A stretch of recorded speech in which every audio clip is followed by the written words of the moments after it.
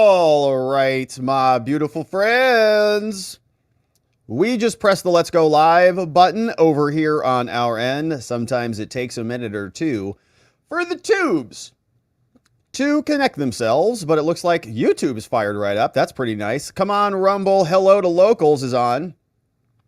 Telegram is alive and well. Wow, that happened pretty quickly today, my friends. That's tremendous. That means we can go ahead and get started. So let's do it, shall we?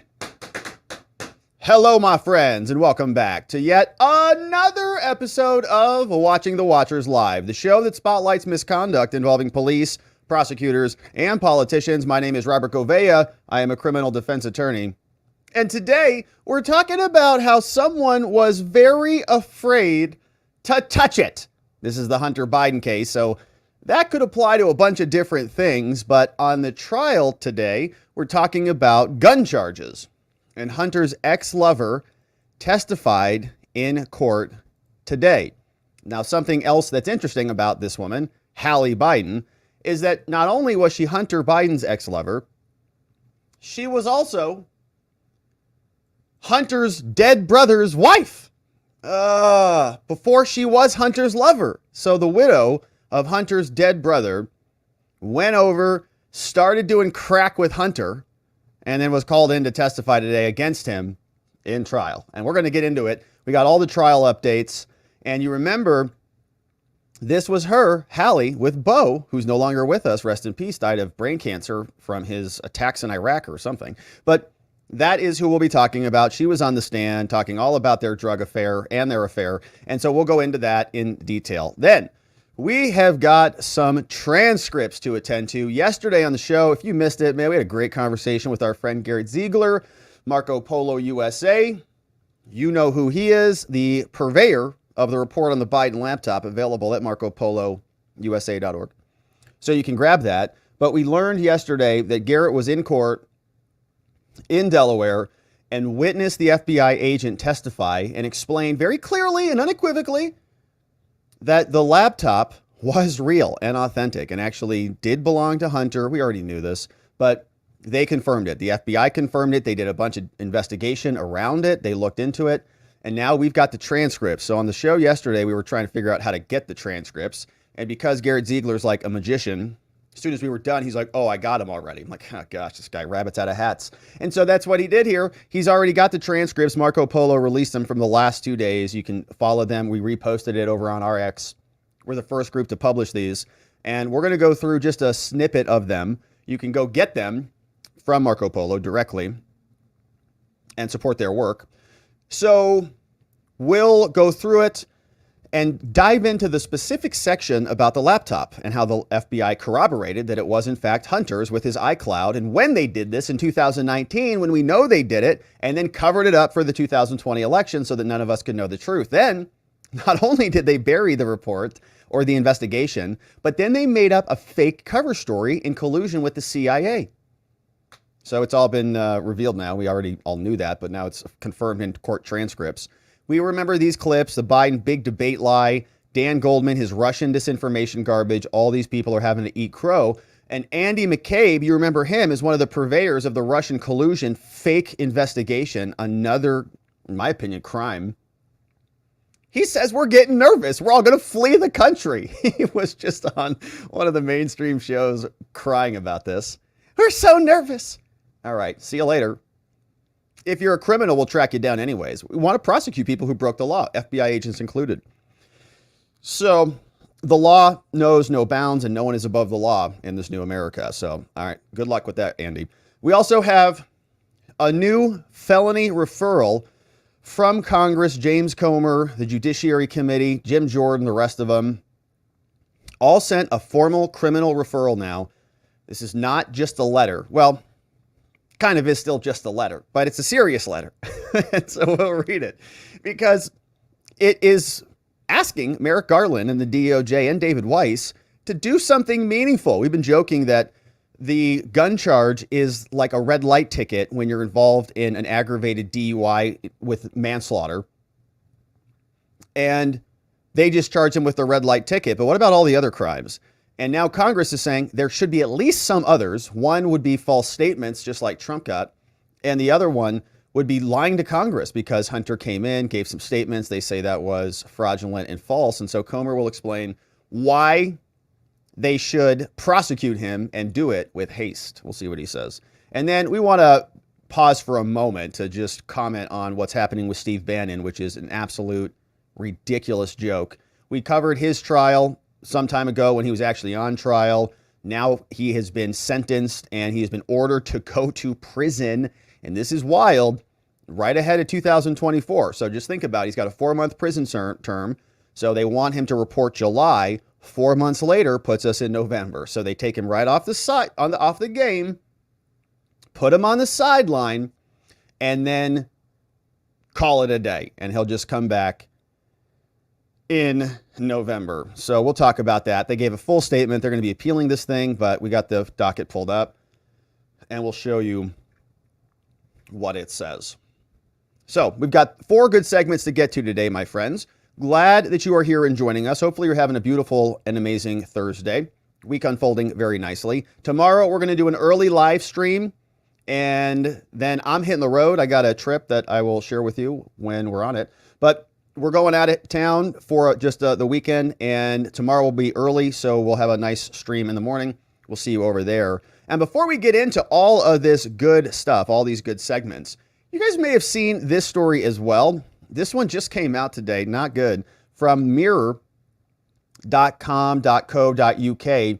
Bird flu. First human in the world dies in Mexico. Great. H5N2. WHO confirms. Not good. It's right around the time they need it to be, right around the election. A new strain of bird flu never before seen in humans has killed a man in Mexico. The patient hospitalized Mexico City, strain of bird flu, H5N2, the WHO said. Strain has largely gone under the radar. In a report, they said that they were notified about a human infection May 23rd, 59-year-old resident of Mexico. No history of exposure to poultry, any other animals. He also had several other underlying conditions. All right, so that's good. That's good news. Anyways, the point is there's a bunch of weird stuff in the air, a bunch of weird stuff going around. We want to be prepared for whatever happens and who knows what it's going to be, when it's going to be. We remember the last pandemic. We don't want to be unprepared again. That's why we all get our prescription contagion emergency kits, the only kits of their kind that come from the wellness company. You've heard about them. You know who they are. Filled with a bunch of good stuff in there. You've got hydroxychloroquine, ivermectin, Tamiflu, budesonide, nebulizers, bunch of good stuff. You don't know what you're going to need or when you're going to need it. Plus, there's a guidebook to help you understand how to use it all. This is prescription, so you can get it from twc.health/Robert, and every American should have at least one of these kits in your home because you never know what's going to happen. Very simple to get yours. 2 minutes, couldn't be simpler. Go to twc.health/Robert and use code Robert so you can save your 10% off and you get free shipping. Very easy to do it. twc.health/Robert. Kits are only available in the USA, and your boys got his right here. So go get prepared, my friends, courtesy of twc.health/Robert. Kits are only available in the United States. Get prepared, my friends. All right. So without any further ado, let's now get into the business on the day because we got some good segments to attend to. Starting with this family.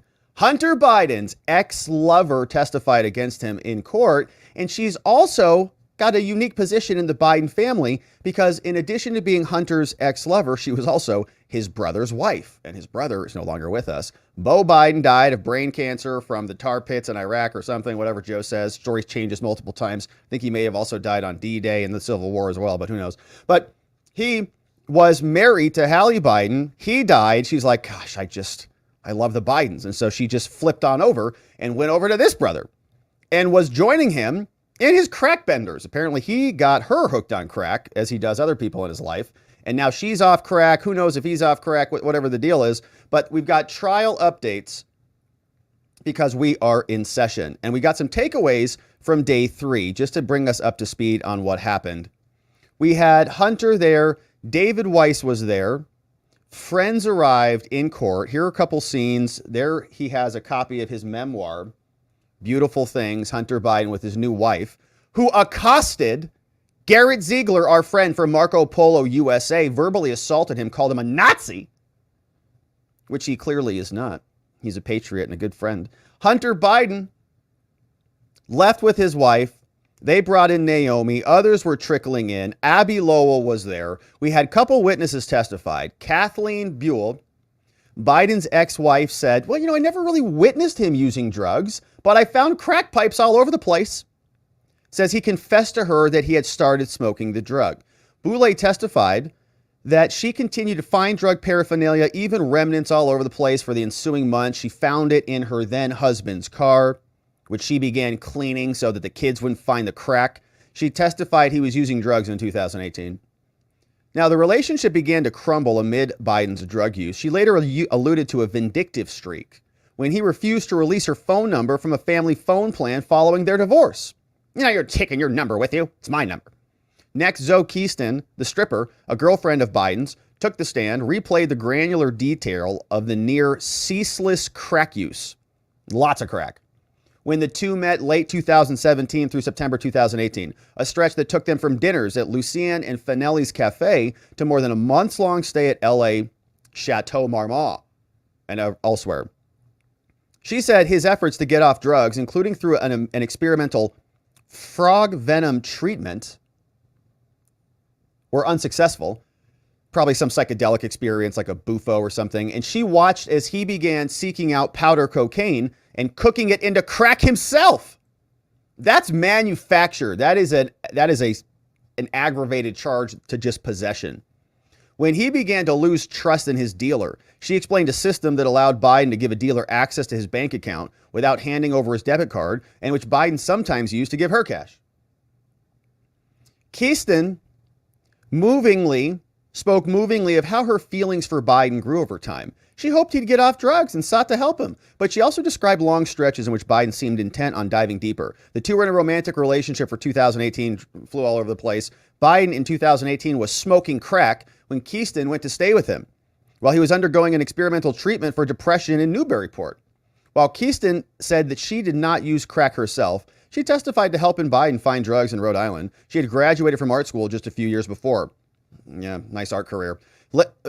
Maybe that's where Hunter got his inspiration for his STD paintings with Keaston. Lowell later probed the details of an immunity deal that she had struck with prosecutors. So they ask her, Abby Lowell, the defense attorney, says, so your immunity, Miss Keaston, is not because you're supposed to worry about lying, right? It's not why. It's because you told the prosecutors about things that you did that violated the laws for which they gave you immunity, right? During a sidebar that could not be heard by the jury, Leo Weiss, a prosecutor for special counsel, said it was a question Keaston did not have to answer. Whether she needed it or whether he requested it for exposure for what, I don't know. Like Buell, Keaston was called as a witness under subpoena. Now, the final witness, before we jump into today's activities, was the gun salesman who had sold Biden the weapon at the center of the case, who testified about watching Biden complete the form, the ATF form. He says, I'm not a crackhead. No. Are you using illegal drugs? No.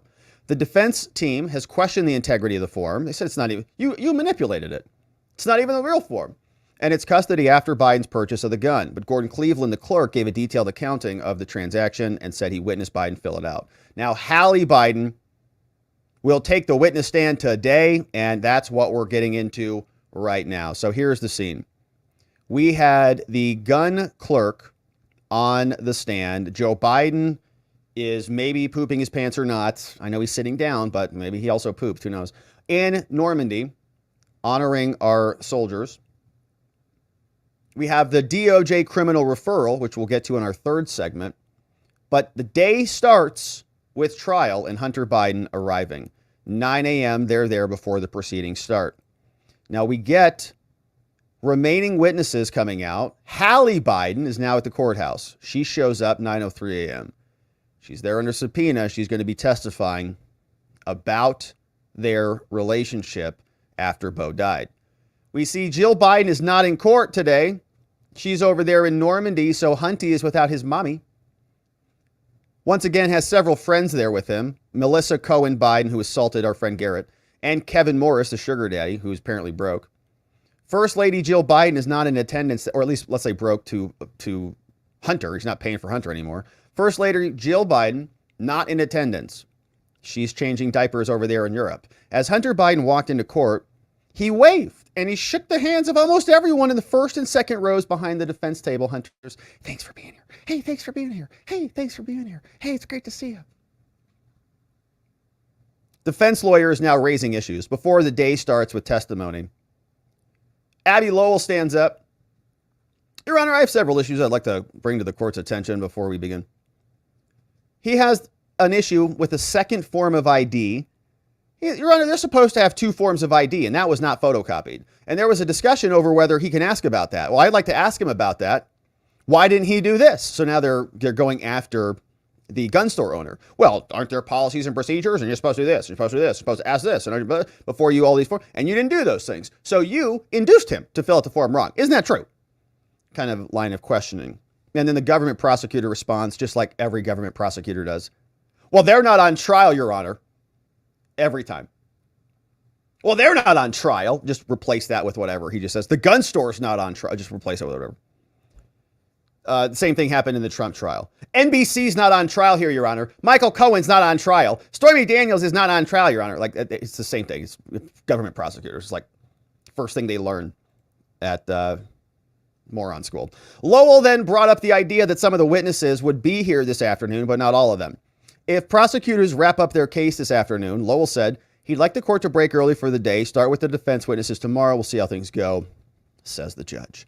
All right, so trial gets started. Prosecutors are now making objections. Abby Lowell for the defense says, Your Honor, I have these text messages that I'd like to admit as evidence. And prosecutors say, well, what text messages? They look at them and say, what? No way. Your Honor, we object to these. First, they didn't even tell us about these, so they're not timely. They're just dropping these on us here today. I got these last night, Your Honor. Why are these can't be admissible. They should have disclosed their exhibits timely. They didn't do it. And second, it's full of inadmissible hearsay. It's all out-of-court statements made to prove the truth of the matter asserted here, and that's not acceptable. So the judge says something, and we don't know what we're going to do, but there's apparently a ton of exhibits, and she's frustrated with Abby Lowell, Hunter's lawyer. She said, what? Judge Norica said, Abby, the heck are you doing over there? Why are you doing that today when you expect to admit the exhibit today?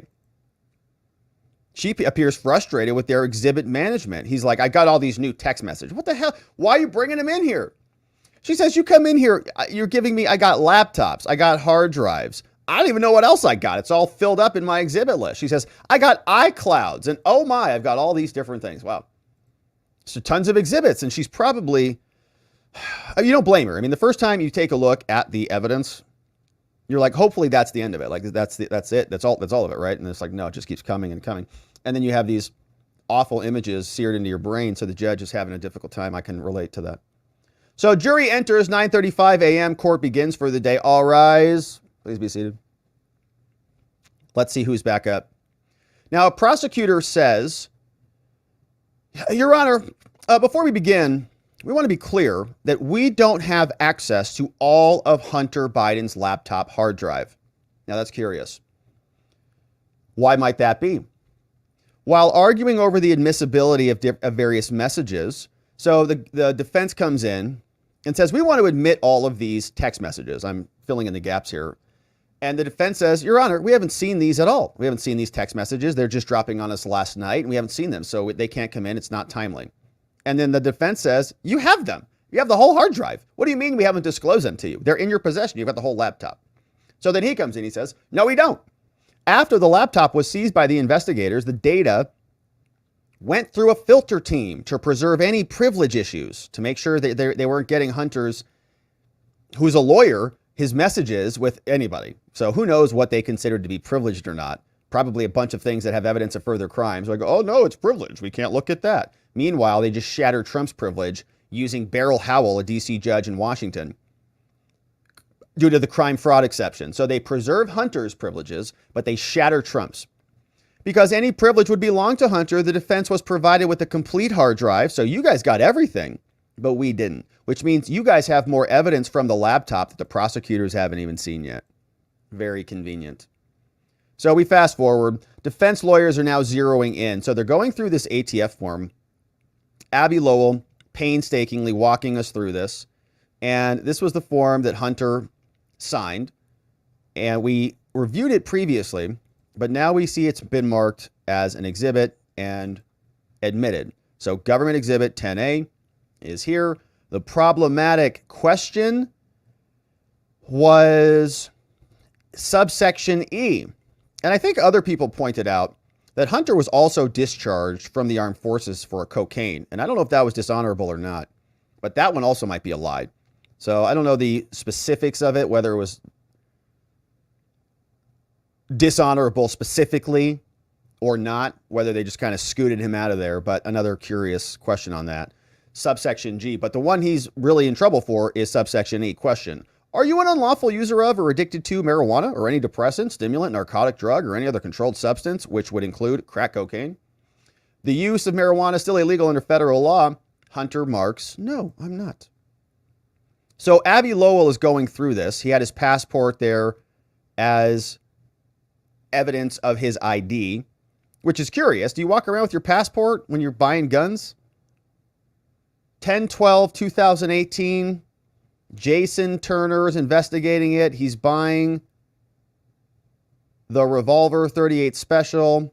Gordon Cleveland is the other guy testifying. The date it got transferred, October 2018. So Abby Lowell is going through this form. He's just taking one at a time. He's saying, okay, so Mr. Cleveland, the guy who's on the bench, have you ever been versus are you? Have you ever been versus are you? So let's take a look at these questions once again and see what Abby Lowell is talking about. See some of these? If you zoom in on it, we have present tense and then we're referencing the past tense. So are you currently? Are you under indictment currently? Are you a fugitive from justice currently? Are you in the present tense an unlawful user of? And so on. But some of these are have you ever been? So what happens if you kind of just get confused? Like what if you thought it's not are you, it could be a have you ever been? Here, because it goes from are you present to have you ever been? It's referencing the past. Ever been adjudicated? So, wow, it seems very confusing. Hunter is just a dumb person who went to, I think, Yale, like law school. Okay. Are you subject to a court order? So Hunter's probably confused about what these questions are asking. Let's see what Abby Lowell says. He says to Gordon Cleveland, the gun store owner from Star Quest Shooter, sounds like a rad dude. That rhetorical distinction has been the theme. Gordon Cleveland's back on the stand. He's been walking through each questions. For each, he's making note of which ask questions in the present tense and or which ask questions in the past tense. So he gets to 11E, the one we just looked at. He says, are you an unlawful user of or addicted to a narcotic drug? It says, I want to be clear, Mr. Cleveland. To be clear, E is one of those questions that says A-R-E, right? For are, Lowell asks. He says, yeah. Like, are you? So maybe that means like right now. Like, are you high right now? Not the day before, not the day after, but presently, right at this very moment when you're buying the gun. We'll see where this goes. Now, Hunter's lawyer then moves on. He goes into the 4th and 5th pages of the ATF form where there are instructions that defend the terms in these sections, so 11A, B, and so on. Now, he's referencing this. So when you zoom down here, it's instructions on how to fill out the form. So he goes to question 11E, and we see that is explained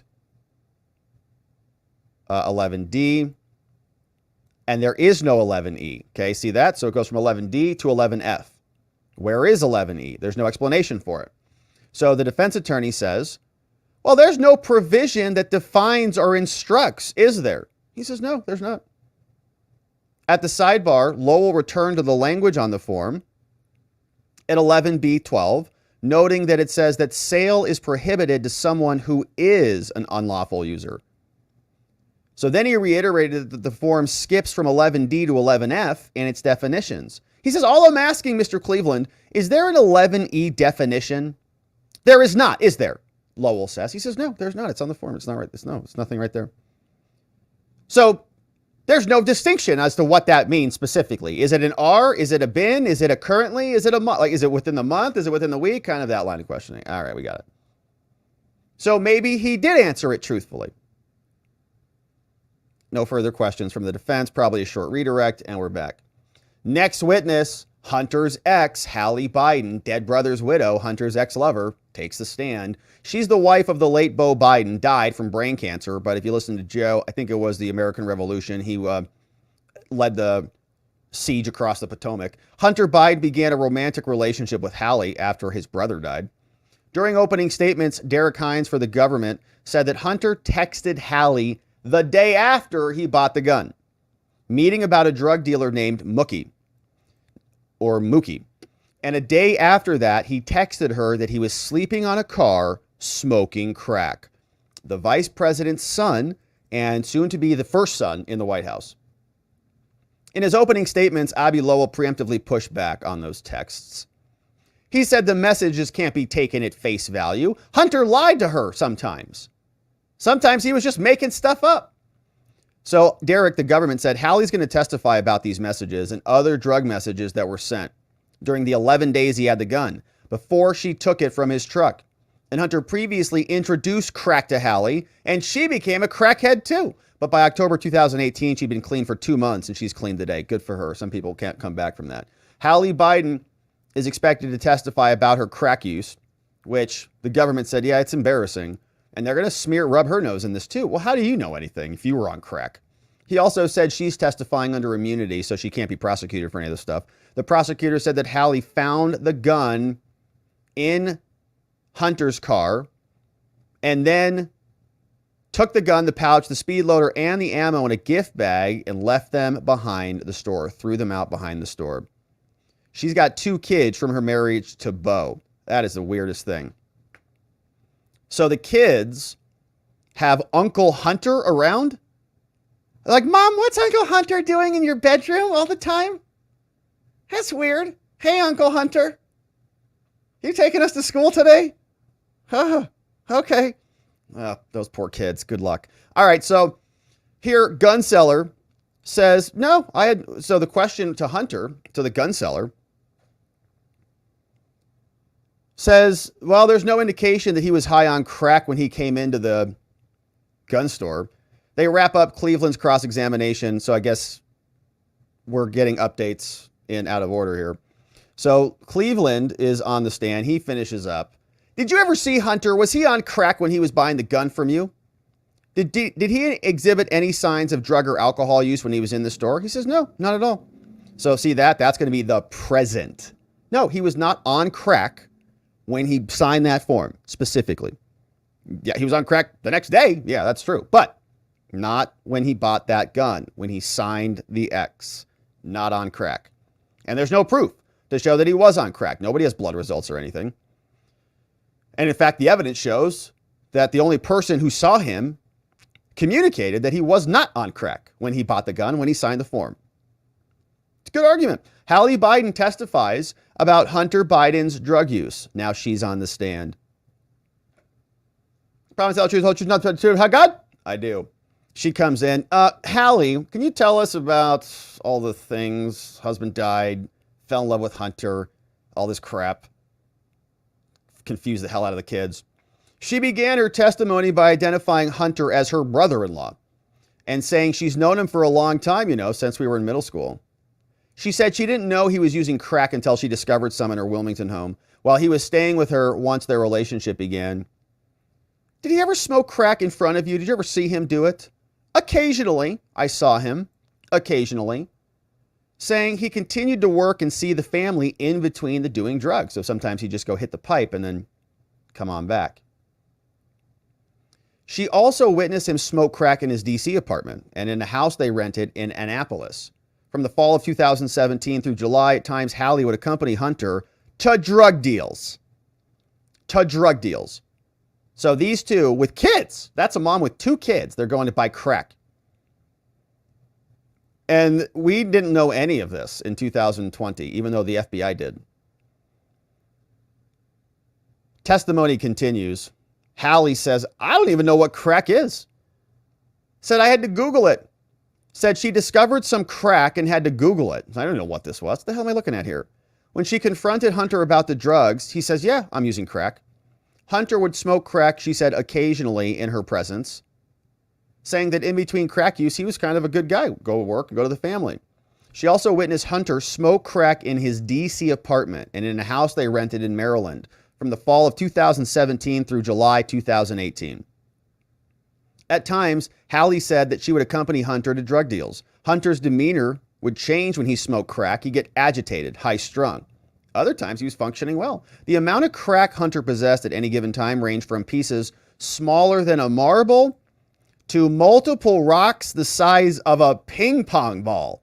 Whoo! That's a lot of crack, man. That's a lot of crack. Ping pong ball sizes of crack.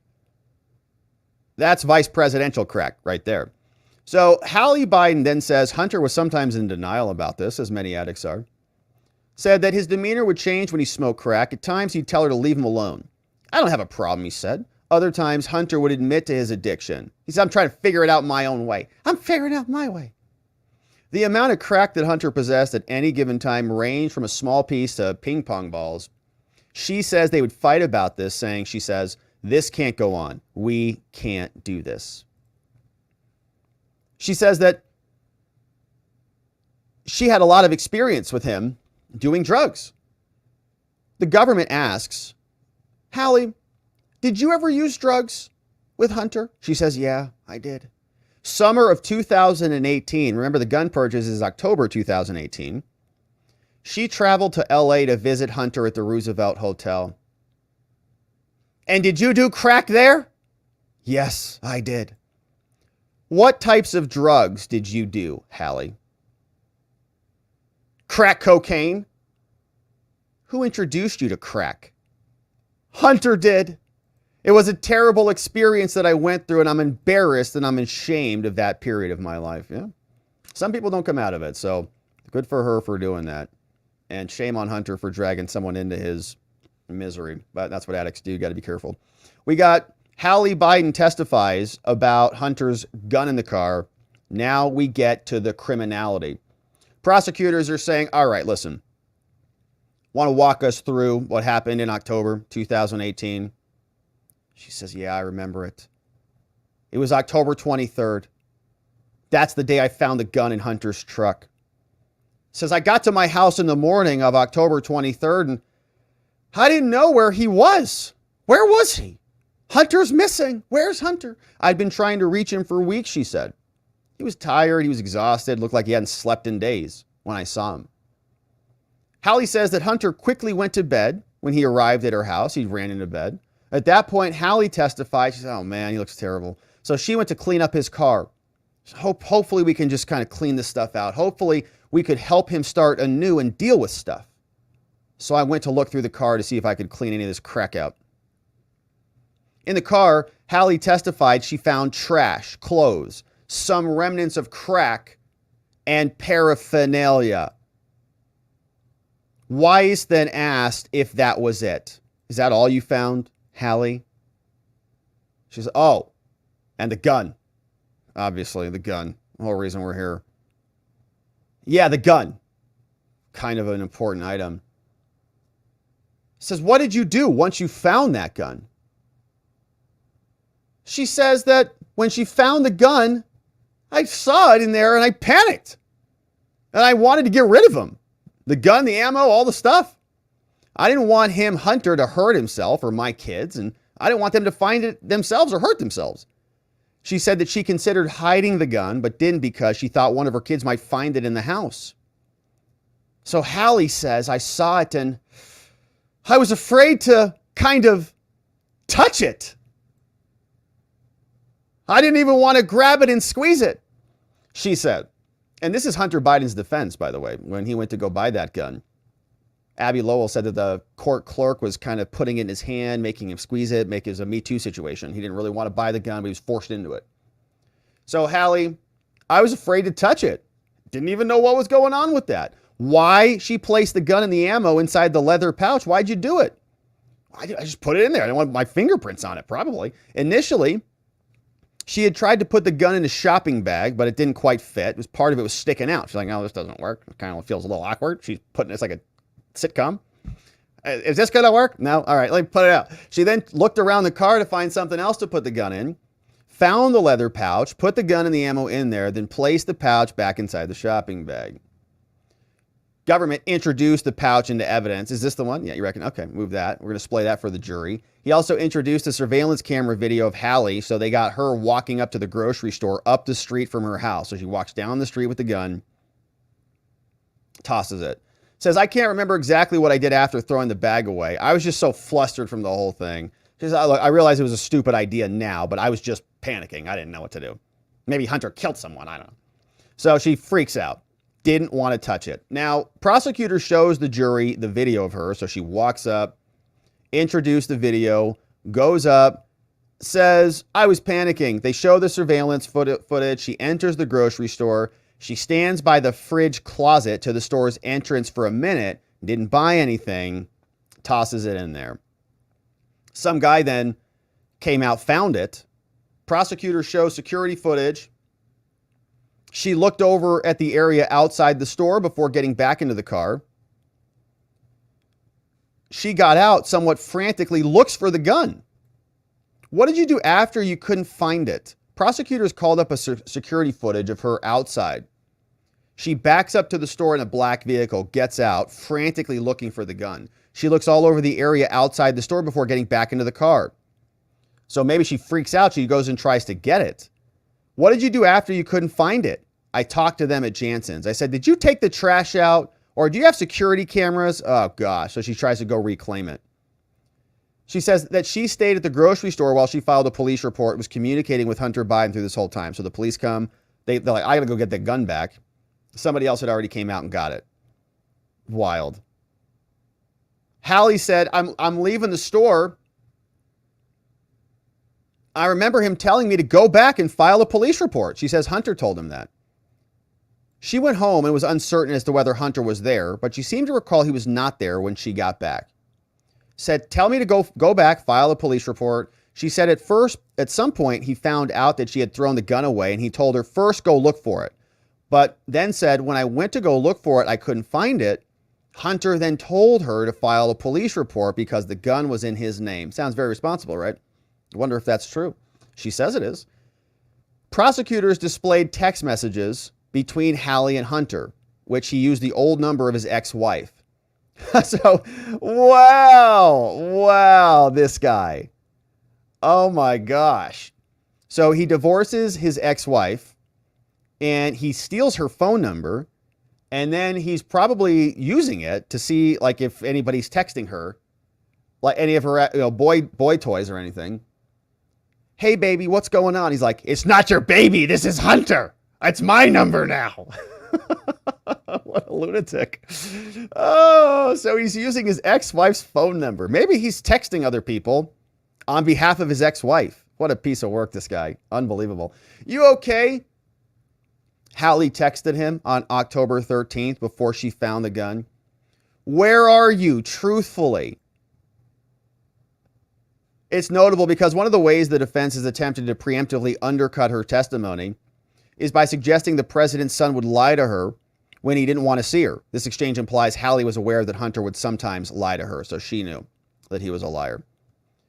Hunter's been listening carefully to this testimony. Hunter has been watching Hallie's testimony very carefully, perching his head on his right fist. During one of the earlier sidebars with a gun store owner, Hunter wrote a note, left it on the podium for his lawyer and Abby Lowell to read.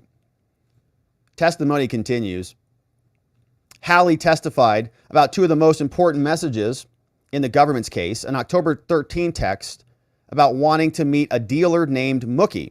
Said, "I'm sleeping on the car smoking crack." These texts are on the government's clearest pieces of evidence that he was using drugs in October. What Hallie did understand that Hunter was buying? Oh, what did Hallie understand that he was buying? "Oh, I thought he was buying crack cocaine," she says. Yeah. The day after the second text message about sleeping on the car, Hallie texted him back. She said, "Look, I just want to help you get sober. Nothing I do or you do is working. I'm sorry. I'm afraid you're going to die." And that's a terrible text, man. That's a real problem. "Were you afraid of him overdosing?" She says, "Maybe." Or suicide, I don't know. Hallie Biden then came off the stand and the court took a short break during which the opposing counsel rehashed some of the same evidentiary arguments that came out previously. And that's after he bought the gun. Hallie says that Hunter was angry with her. Before the break, they said, did Hunter find out about the gun himself missing or did you tell him? Said, I did not tell him. I was just going to pretend like it wasn't me. After she texted him, call me, with several exclamation points, she said that they did in fact speak on the phone and that all she could remember was that he was angry with me. So, did you do this? Blah.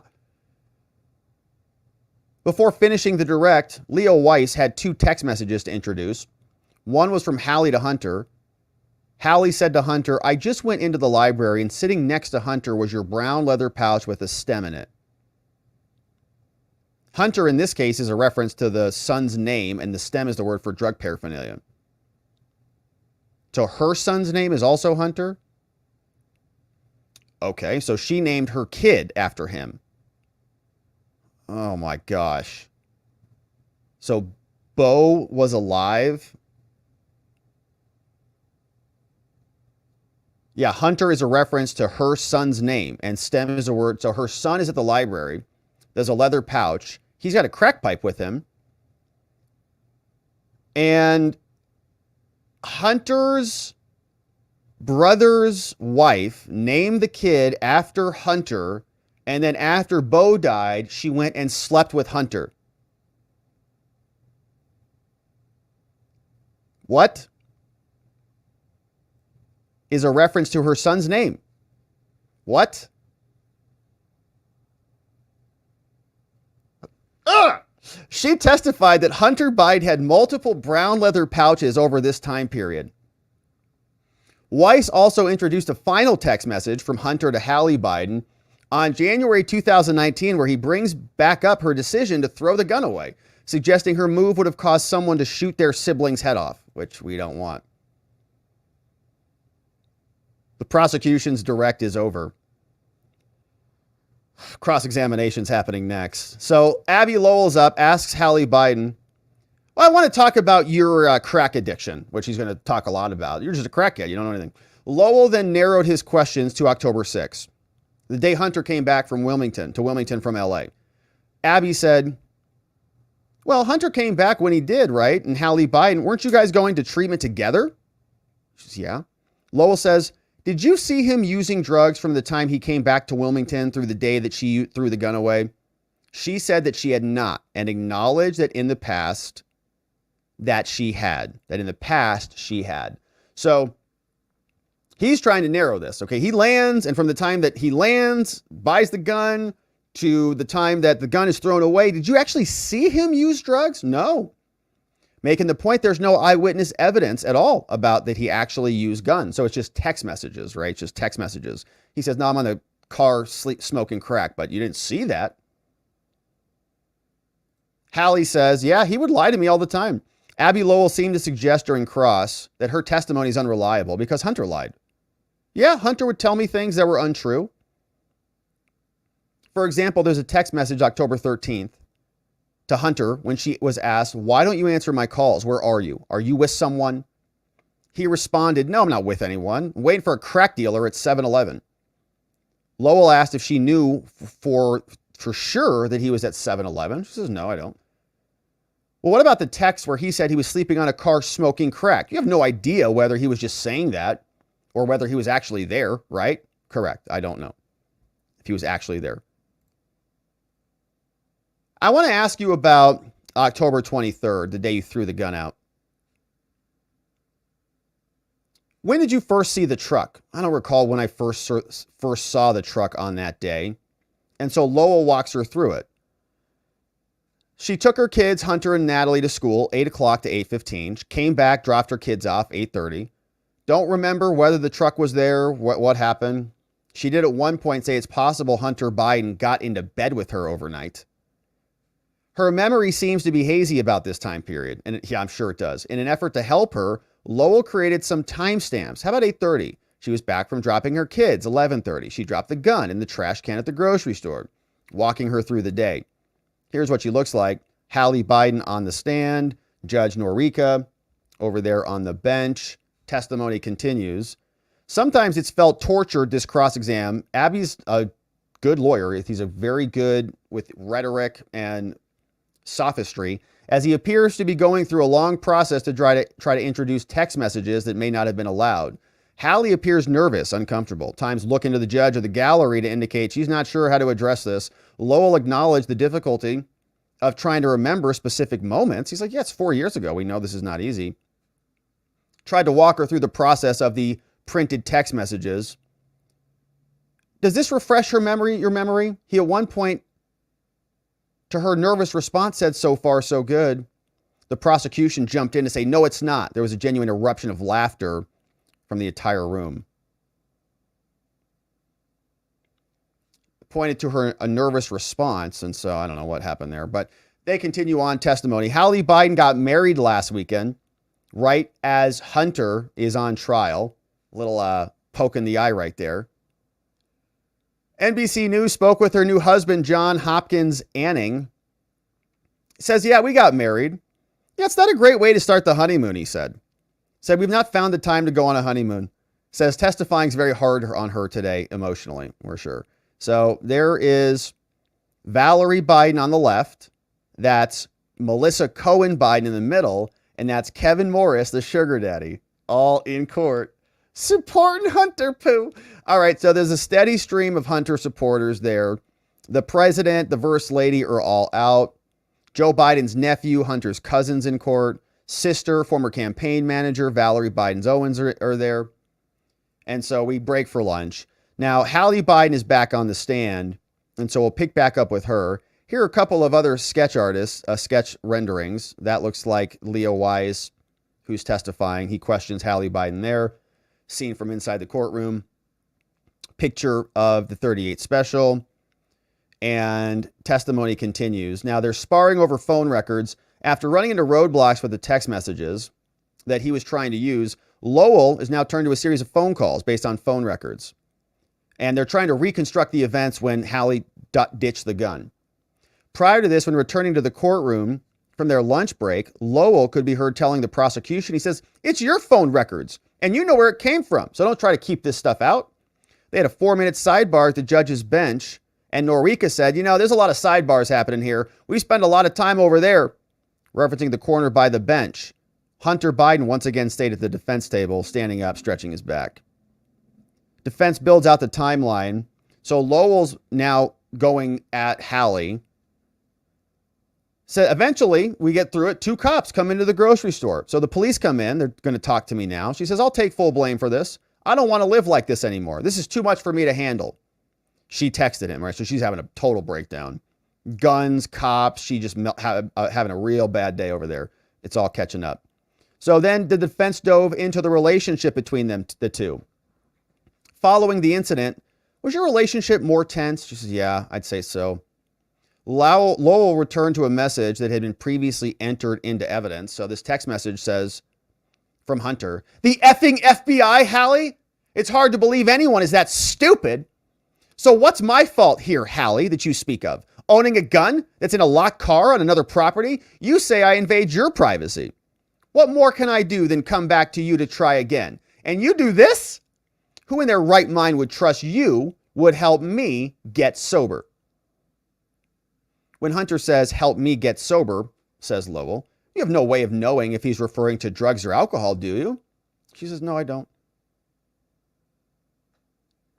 And you also sent a text from Hallie to Hunter in October. You said to him, don't come back to the house.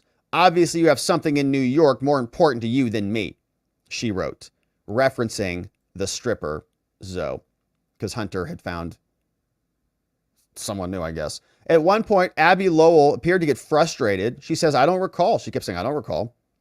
Oh, you don't recall? Asked her, do you remember seeing him do drugs between October 6th and 12th? I don't know. So there are just some things you remember, and then there's many things that you don't. Is that right? Says Lowell, getting agitated. She finishes her testimony. Hallie Biden is now off the stand. Next up is a state police officer, Senior Corporal Joshua Marley. He comes in. He's going to talk about the incident at the grocery store. store, where they recovered the evidence. And so he's now on the bench. Here's what this fellow looks like. He is Marley, had the briefest of direct exam ever, less than 2 minutes. Derek Hines. Marley, uniform, testified, I viewed the security camera. I was present for an interview with Hunter, didn't conduct the interview. Hunter was voluntarily interviewed. He was the victim the entire time. Voluntarily interviewed as the victim in the case. He reported the gun was removed from his vehicle. Marley then walked through the report that was prepared by the colleague. Marley discussed driving to StarQuest Shooters to get the firearm serial number. Hunter did not have that number top of mind. Defense attorney showed that Marley didn't know too much about the situation. He says, I don't think I ever even saw Miss Biden. Never went back to the office. So very, very short testimony from that officer. Then another police lieutenant takes the stand, offering testimony about the recovery of the gun. He's a special investigator, testified about being assigned to investigate Hunter. Went to the grocery store, reviewed the footage, talked to some people. He said there was an elderly man who had a habit of rummaging through the trash. He had found the gun and took Greer to his house to collect the weapon. There were 23 bullets in the box. After collecting the gun, Greer took Biden's gun back to the police station, logged it as evidence where it remained until it was transferred to federal custody.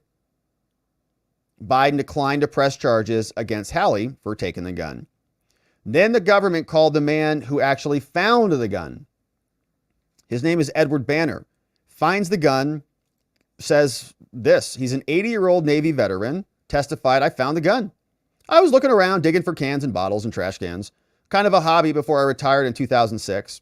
Then I take the recyclables to New York to cash them in. Said, did you review the surveillance footage? Is that you in that camera footage? He says, that sure looks like me. Banner testified that after finding the gun, he put it in a lunchbox, brought it home, didn't look at it or touch it until Millard Greer, a former Delaware State Police, came to collect it. So he finds the gun, calls the cops. Anyone in your house use cocaine? No, no one uses cocaine, which is relevant because there's cocaine on the pouch. During cross-examination, Lowell says, how'd you transport the gun from the trash can? He says, I put it in a General Motors lunchbox. I might have put it in a bag with the cans. So he's going to say, well, maybe you transported it, you tainted it with cocaine. And that is the day.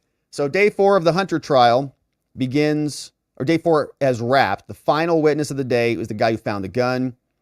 More witnesses tomorrow, and the government's probably going to rest after calling 2 more witnesses. So that is the end of the day. They're going to rest their case by mid-morning, and we'll see who their final witnesses are in the trial. But today, obviously, pretty big day. Hallie Biden coming out and explaining how all of this went down. It's got direct evidence of Hunter using drugs. They're trying to narrow the time frame to show that she didn't see him specifically on that day using drugs. But good testimony, strange family, and if Hallie has a son named Hunter, that's a weird situation. So we're going to continue to cover this, my friends. Thank you for subscribing and sharing our channel and this video with a friend or family member. We appreciate you liking it as well. That way it helps more people see and follow our work. So we appreciate that. We have more great content coming up. So if you enjoyed this video, our next segment is about the transcripts that were just unveiled in this trial. We're about to go through them. So if you want to check that out, we'll see you over there on that video. All right, my friends. And now we jump right into it because that's our next segment. Transcripts confirm the FBI covered up the Hunter Biden laptop story. We already knew it, but now it's official. It's on the record. In court records, court transcripts have been dropped courtesy of our friend Marco Polo USA. You know who they are, the purveyors of the report on the Biden laptop. You can get your copy, marcopolousa.org, and support their work. But we heard previously that the FBI agent testified that the jury got to hear testimony from the FBI that there was no tampering with the laptop, which was the Democratic talking point. It was Russian disinformation. Now, that was from Wendell Hosibo. We heard from Garrett Ziegler that that was the testimony in court as well. And they have released the transcripts, which we will read. This all relates to this big lie that the Democrats shoved down our gullets in collusion with the CIA to rig the 2020 election. And now the intelligence hacks are freaking out. They're ready to flee the country, says Andy McCabe, which good riddance to him. But here is what the transcript said from the trial. And we'll start this off here on this page, which is where, yes. Is this the page that I wanted to start on? Yes, okay. So my apologies. I thought I had this erroneously marked up, but I think we're on the right page. So here is the testimony from the trial. Remember, FBI agent Jensen is on the stand. This is the Hunter Biden trial.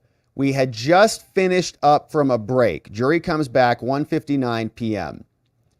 We are back with Agent Henson. Government prosecutor is doing the direct exam and says, Agent Jensen, before the break, we were talking about Hunter's autobiography, where he was talking about the California Odyssey. Is that right? Yes. And that was an exhibit where Hunter was describing the events of the year 2018. Remember that? Yes. Now, at this point, I'd like to ask you if during the course of your investigation, you sought to obtain information that corroborated his admission in this chapter. So he explains in his audiobook that he did these things. Did you corroborate that? Yes, we did. What kinds of information did you obtain to corroborate that? Well, some of the records were phone records, subscriber records with phone records, and we had bank records, says the FBI agents. Can you move that microphone a little bit closer to you if possible? She says, yeah, hang on. Did you prepare a summary chart that summarizes all of the electronic evidence that you've seized here? Yes. And we're going to take a few minutes to get there, but I'd like you to help us explain how we got that electronic evidence, the laptop and other devices. Yes. What phone records did law enforcement initially obtain? FBI says, well, we had phone records, subscriber call records, show the back and forth between numbers for 3 phone numbers that Mr. Biden used. And I want to show you these 3 exhibits and take a moment to look at those. What are these 3 exhibits, FBI agent Jensen? So this is a wireless subscriber information from AT&T for 3 phone numbers. We got it subscribed to Robert Biden. Move to admit, no objection. Thank you. They're admitted. And Ms. Beau, can you display 22A, talking to the tech agent Jensen? Can you describe what this record shows on the screen? So this record, says the FBI, which does have some redaction boxes for personal information on the top. You can see financial liability party, billing party. This is information for a telephone number ending in 9396. And if you zoom in on that page where it says user information, is that the phone number you read right there under this box? Yes. Is this the record you received in response to a subpoena that your investigators received?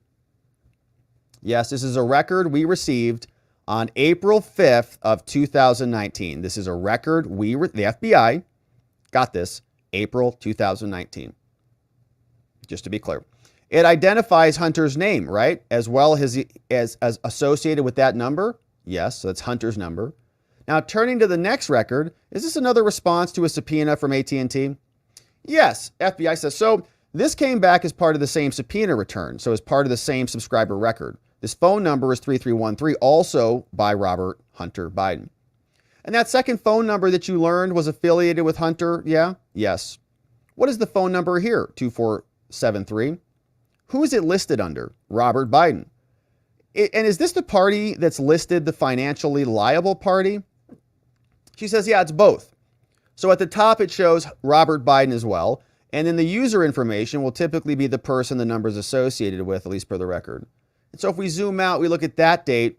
When were these records provided to law enforcement? Oh, they were generated on 4/5 of 2019. So we would have received them on or just after that date. So they covered all of this up. The FBI was coercing social media companies to silence the FBI laptop story, the laptop hack story. They knew about it. After receiving this information from AT&T about Hunter's other phone numbers, did investigators issue other subpoenas? Yes. that is an example of an entity. What is an example of an entity that you sent a subpoena to?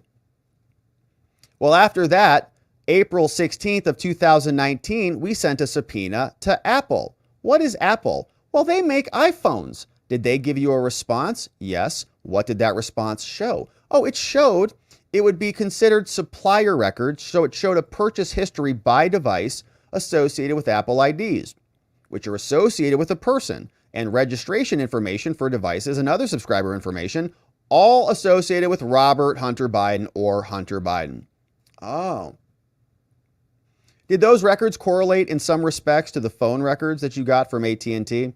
So Apple matches AT&T. Yes, you could see in the records that the phone numbers came back from AT&T that were associated with various devices every time. Was there an iCloud account associated with the Apple records? Well, they didn't provide at that time the contents of the iCloud, so it was just subscriber records, but you can see in some of the records there were iCloud-like services that were subscribed to. Well, what is an iCloud service? So iCloud is essentially a way to replicate your data across your devices. For those who have multiple devices, or as a way to back up your phone and you can find your phone. You can get your information put back on your new phone. It's essentially a remote server controlled by Apple where you can subscribe to and leave your data on the server. So as opposed to needing to physically plug it into something, there's a way to just upload it to the cloud. Right. The service changed over time, but essentially you can back up your devices to the cloud. Another option is you can back up your device to a computer. Any computer actually that uses iTunes, in that case to back up the device on a mobile computer. So the subpoena did not provide you with content from iCloud at the time, correct? Correct.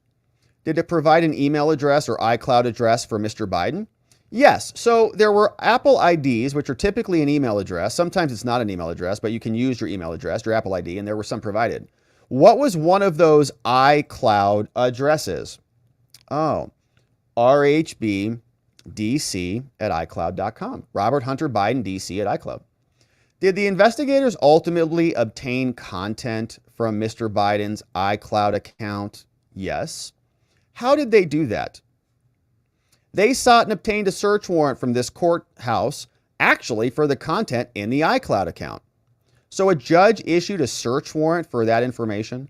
I believe that was August 29th of 2019, that warrant was issued, way before the election. How did the investigators get the data? Well, Apple requested a hard drive for the data, so the investigators sent a clean or a new hard drive to Apple. Apple provided the data. We sent them a fresh hard drive. The Apple downloads from the cloud, puts it on the hard drive, and sends it back. Mr. Hines, Your Honor, may I approach the witness? Agent Jensen, FBI. I'm showing you what's been marked as Government Exhibit 15. Do you recognize that? Yes. What is it? This is the hard drive that was sent to Apple and then returned to the investigators with the search warrant returned. I move to admit Exhibit 15 into evidence. So they have the direct copy from Apple of everything. No objection. Thank you. It's admitted. Hard drive goes in on the record. FBI agent, can you please hold that up, Agent Jensen, for the moment? She holds up the hard drive like a trophy. Can you please hold that up? What kind of data did investigators derive from that hard drive? Well, there were emails that were obtained from the iCloud, returned for iCloud backup. So basically a backup for 4 different devices was recovered or extracted from the data. Did these backups, did these extractions have evidence of the defendant Hunter's addictions on them? Yes. Did that include evidence of addiction in the year 2018? Yes. Are there 2 backup files that investigators utilized for evidence in this case? Yes. What backup files were those? So we named them backup 1, 2, 3, and 4. 3 is a backup of an iPad Pro. So that one was the one that we used. The second one we used was Apple Backup 4, which was an iPhone SR. Were both of these devices registered to Hunter based on the Apple records? Yes. So the extraction report that came from these backups showed that there were information, including these things like phone numbers and MIMEI, that associated these devices to Mr. Biden. They knew it was his. All that information was true. Did you independently verify that the Apple records to make sure that they correlated with the AT&T records so they were the same? Yes, I did. Now, separately, that was an iPad and an iPhone. Separately, did law enforcement also later obtain Hunter's laptop and his external hard drive? Yes! How did they come to receive it? So, in late 2019, FBI agent says, the FBI received a tip that there was a laptop at a computer repair store shop called the Mac Store here in Wilmington, Delaware, that had been abandoned by its owner. They ultimately obtained a subpoena and they recovered the equipment from the computer store. May I approach, Your Honor? You may freely approach. Don't have to ask me. Thank you. I appreciate that, Your Honor. Hey, FBI, I'm showing you what's been marked as Government Exhibit 16. Can you look at this? What is this?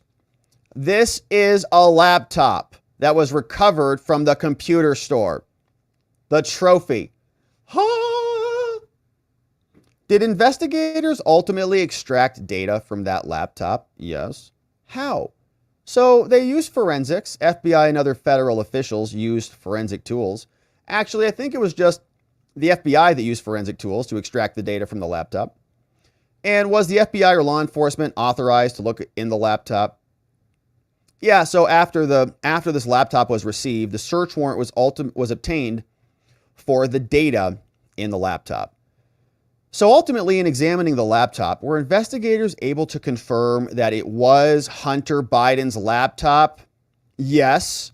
How?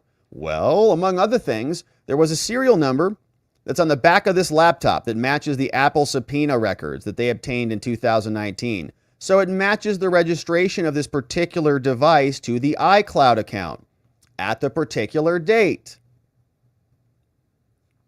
And is that serial number ending in HB29? Yes. And that's also in the Apple records, you said? Yes.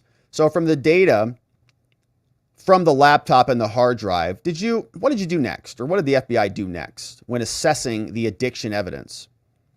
Well, so the data that was extracted from both the iCloud backups and the laptop, investigators were able to go through largely WhatsApp messages, iMessages, text messages, and found evidence of addiction within the messages. So they moved to admit the hard drive and the cell phone data and the laptop.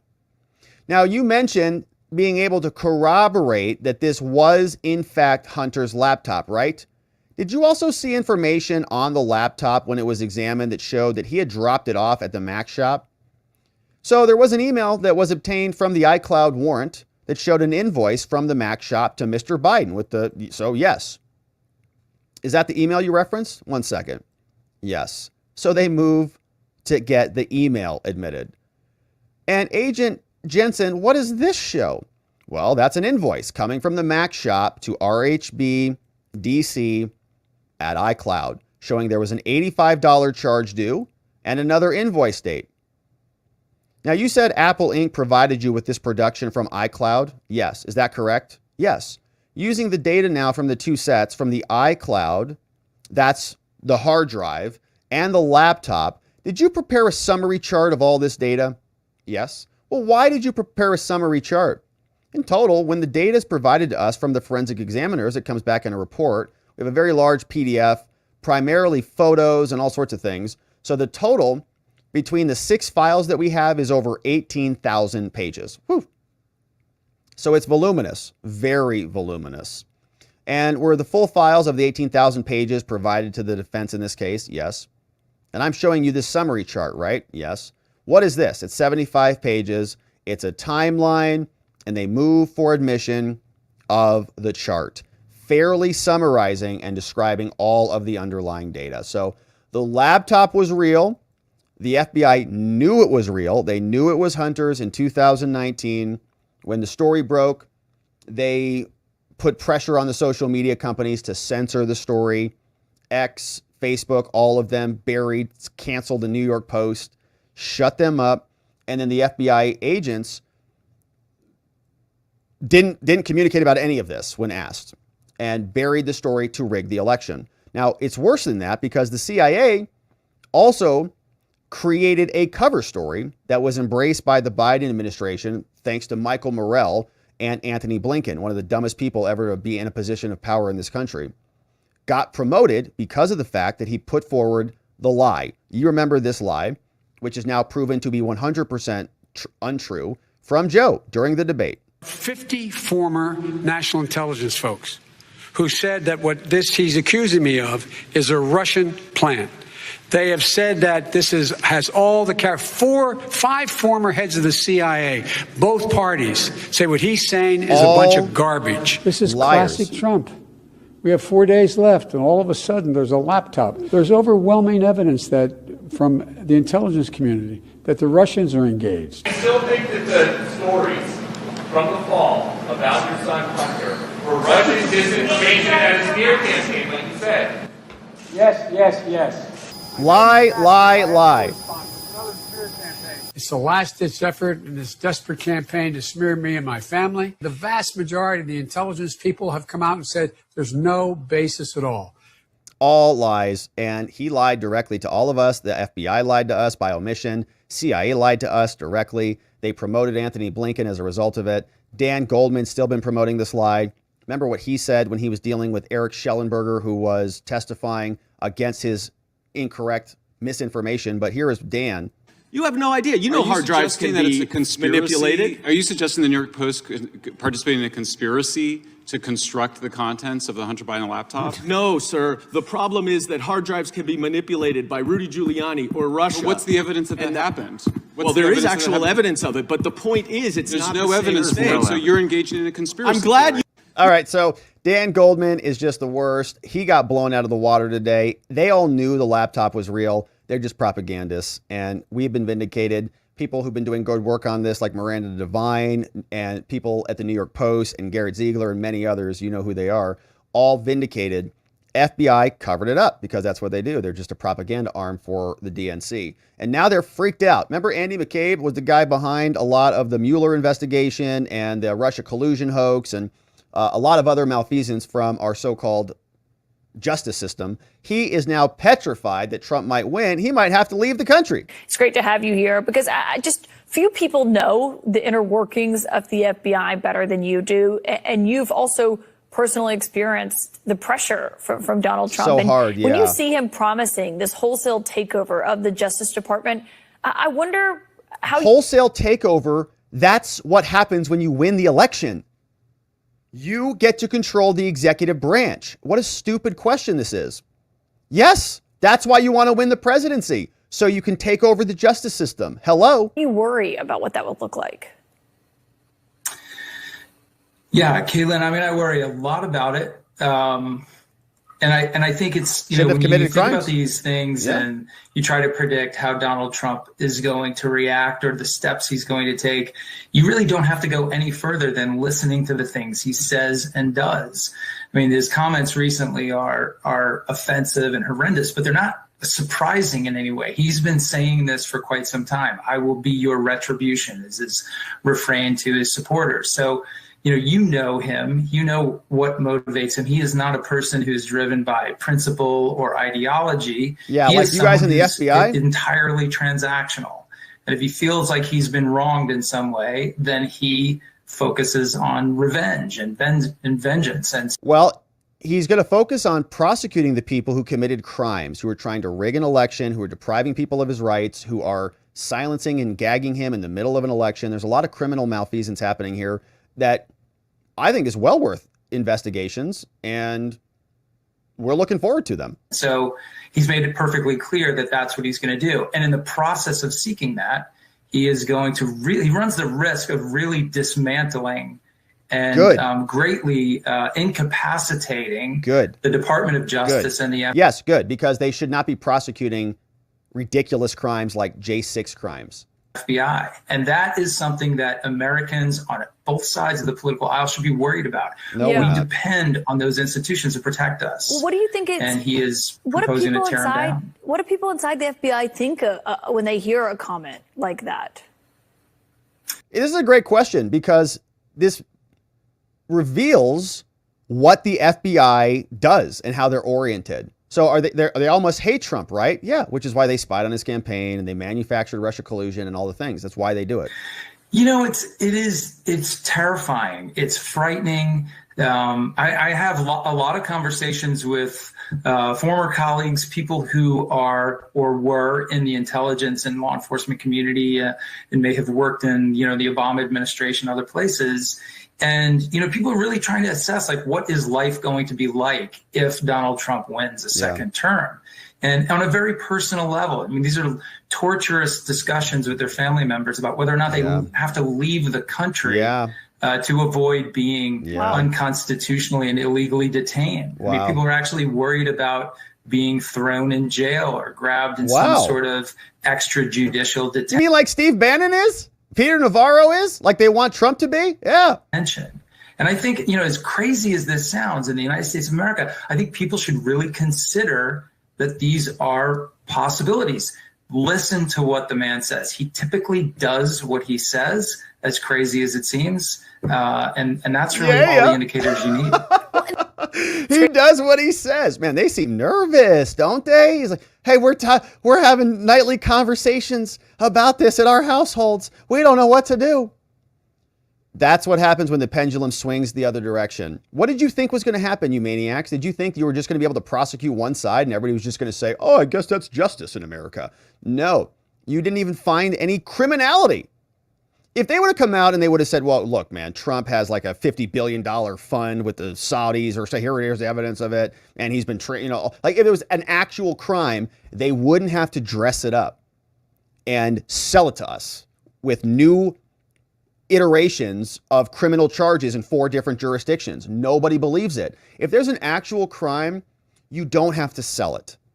People just understand it. But when there isn't an actual crime, it wrecks their credibility. They're manufacturing it, and now it's all collapsing upon them. And so maybe he'll flee the country. Does that make him someone who's fleeing the justice system? Of course, Donald Trump is going to get control of the justice system. That's the point. And I've never heard him say he's going to go after his innocent political opponents, but there should be repercussions for the people who have wrecked our justice system for their political ends. That is illegal. They're not allowed to be malicious prosecutors who are violating other people's rights, unconstitutionally gagging them, violating our rights to hear from these candidates in the middle of an election season. And there should be repercussions coming. So we're looking forward to it. Transcripts confirm these people are part of the cover-up. They buried the stories in order to rig the 2020 election, and now they've been caught. So shout out to everybody who's been working on this, including our friends at Marco Polo USA, Miranda Devine, many others. Now confirmed, the laptop is real. So if you enjoyed this video, my friends, we're going to keep talking about this because in our next segment, we've got Hunter is going to be facing new criminal charges from the DOJ if they accept the criminal referral from Congress. We'll look forward to seeing you over there on that video soon. All right. And now, my friends, we jump right into it. Hunter Biden still in hot water. He's on trial in Delaware. Now he's facing a new criminal referral for felonies from Congress. That's Jim Jordan, James Comer, and the Judiciary sent this letter formally over to Merrick Garland. And here is what they say, coming from the Congress of the United States of America. They say, hey, Honorable Merrick, honorable, and the Honorable David Weiss. David Weiss is the special counsel on the Hunter Biden case. Merrick Garland, the United States Attorney General. Here is what they get in the inbox, courtesy of some Republicans, saying that Hunter needs to be charged with a bunch of crimes. So let's see who signed off on this letter. You can see a ton of data there, but it's the 3 committees: Oversight and Accountability, Ways and Means, and the Judiciary. Jordan, Smith, and Comer all sending this over to Garland and the rest of them. Say it's here. All right, listen.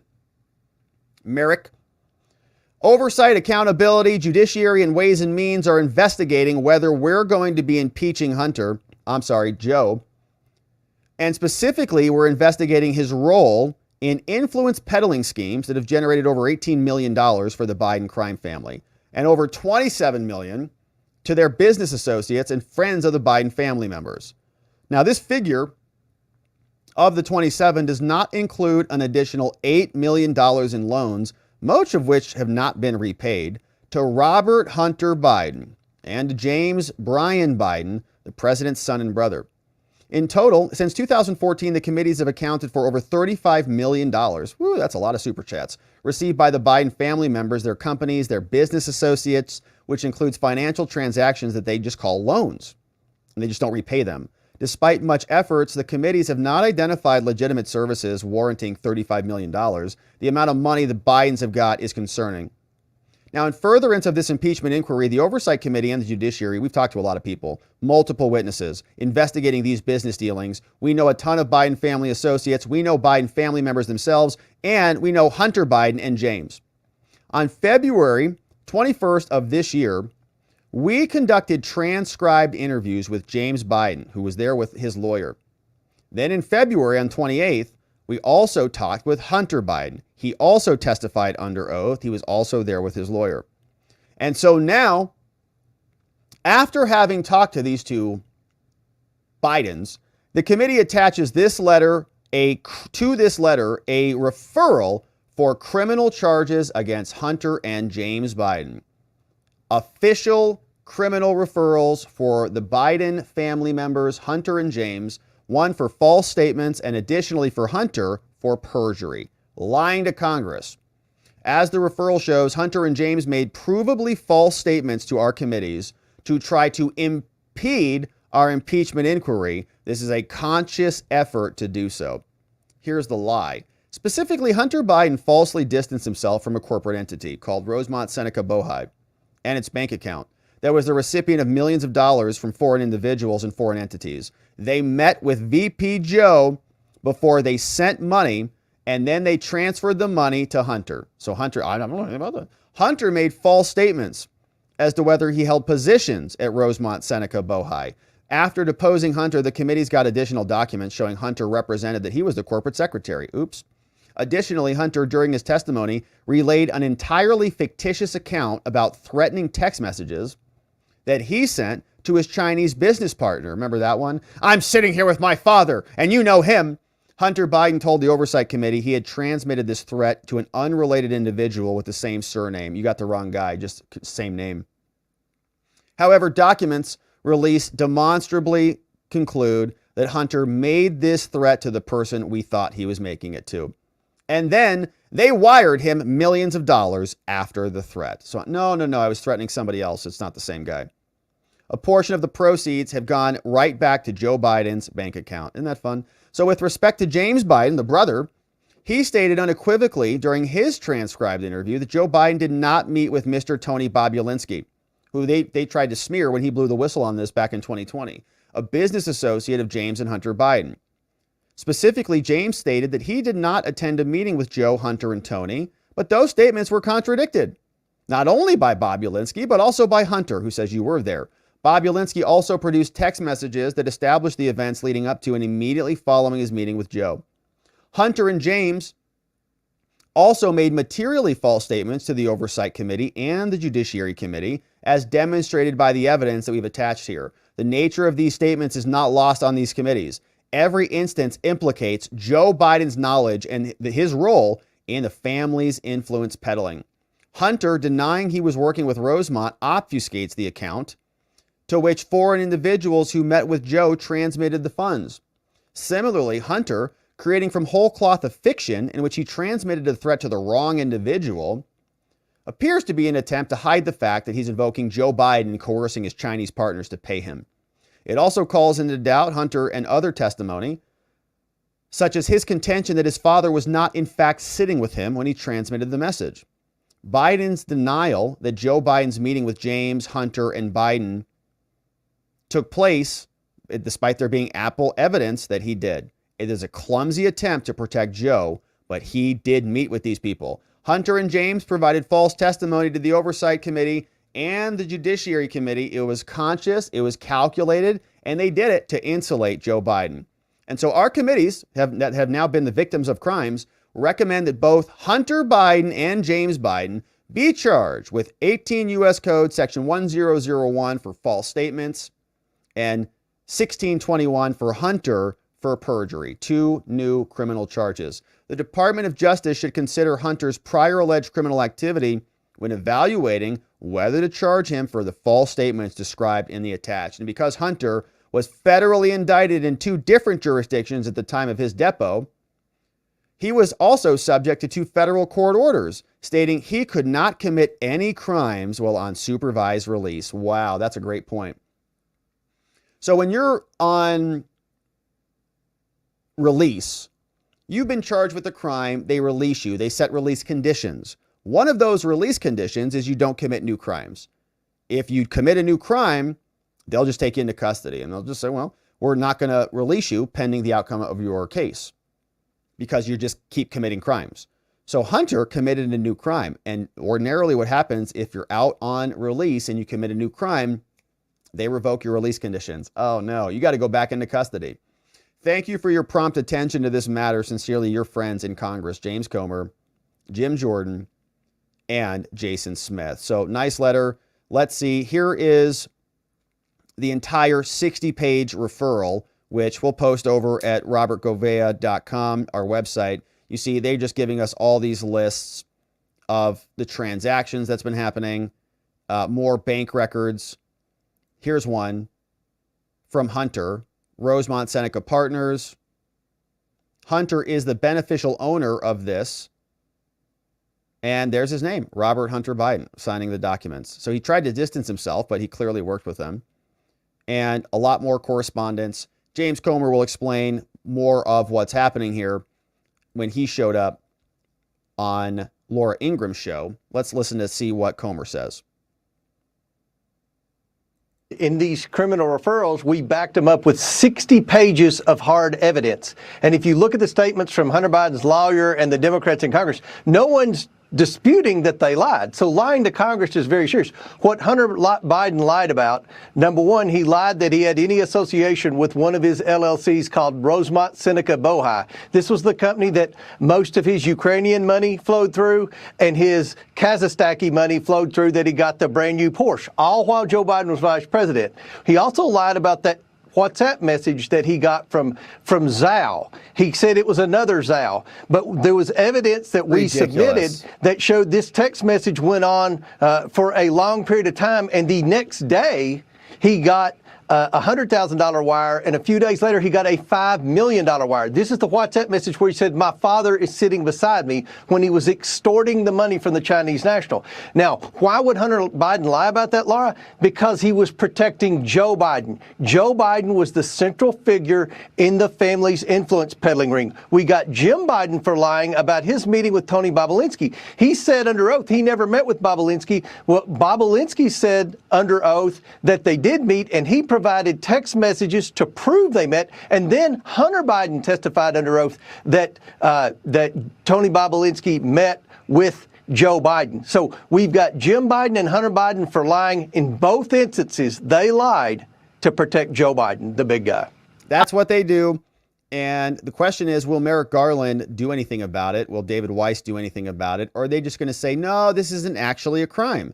We know other people who don't work with Congress, they get charged with crimes. People like Steve Bannon, who we're going to talk about next in our next video. Hopefully you enjoyed this one. We'll see you over there on that one, because Bannon is the subject of lawfare. Hunter can do whatever he wants to Congress, can show up and mock them. Bannon exerts executive privilege, and they prosecute him. Now they're going to send him to prison. So we'll talk about that in our next segment. We'll see you over there, my friends. And let's continue on. Starting right now. Lawfare continues. Biden now moving to take out someone very important on the right. You know him as Steve Bannon. Been a very big proponent of Donald Trump and the MAGA movement since the very beginning. And now, for 4 months in the middle of 2024, they're going to try to put him on the sideline to see if they can shut him up. The court came out. There was a hearing that took place today. Here is the latest docket update. We don't have a lot of details other than what we'll hear from Bannon and what we'll hear from his lawyer, Ed Schoen. Says here on June 6th, there was a hearing, motion hearing, and there was an order on the motion. Minute entry comes out from Judge Carl J. Nichols. Motion hearing as to Steve Bannon was held. There was a motion to lift the stay of the sentencing pending the appeal by Steve Bannon.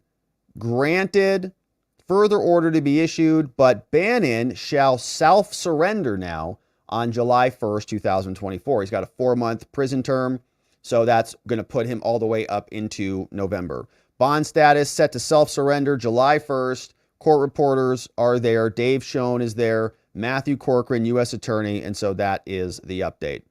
Not good, not good. And this, I think, is obviously intentional because we're in the middle of election lawfare society now, post-law America.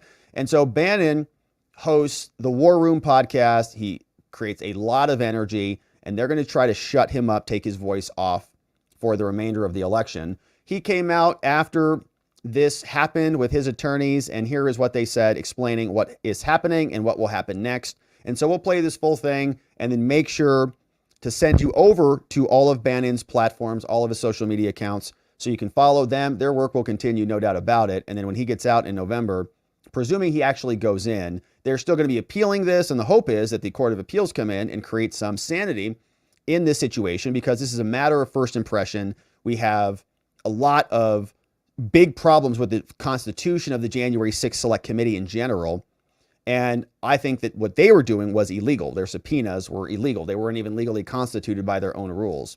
And they had a bunch of fake evidence as well to support their claims. But here's Bannon and his attorneys coming out. Ideally, he does not go into custody, but we also have to be realistic here. Peter Navarro is already in custody as these little tyrants continue their march to take out their political opponents. Hey guys, how we doing? You can't block me. I'm not. Get out of my way! Get out of my way! David, right here. He's safe. How you doing? Hey guys, thanks for sticking around. Yeah, so as you know, the judge today issued a surrender date of July 1st in order to let us appeal to a higher court, meaning the full Court of Appeals in D.C. and or the United States Supreme Court. As I said in the courtroom, this is an issue that legal scholars have said from day one is a case that has to go before the United States Supreme Court. The Licavoli case from 1961, as this judge found earlier in this case, cannot be reconciled with either the traditional notion of willfulness in the criminal law or the modern definition.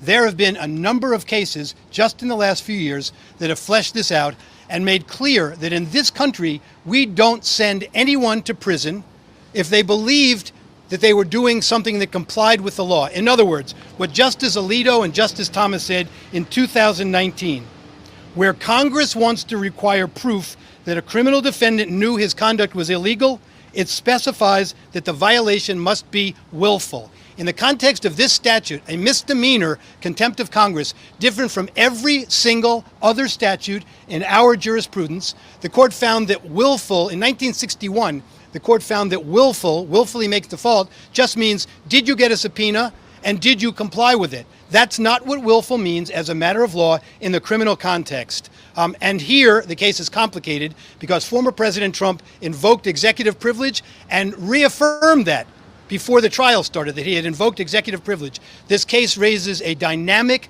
separation of powers issue. We know from years and decades of case law that the president and a former president has the authority to invoke executive privilege. It's his prerogative, his or her prerogative, one day maybe her prerogative, but it's his prerogative to invoke, and it's presumptively valid when invoked. It's not for Congress to determine whether it was an appropriate invocation or otherwise, and Congress cannot be the arbiter of how to respond to that. Only a court can be. That's the McGahn case. Courts have spoken clearly about this. The judge's decision today cannot be reconciled with his earlier comments in the case that Licavoli was wrongly decided.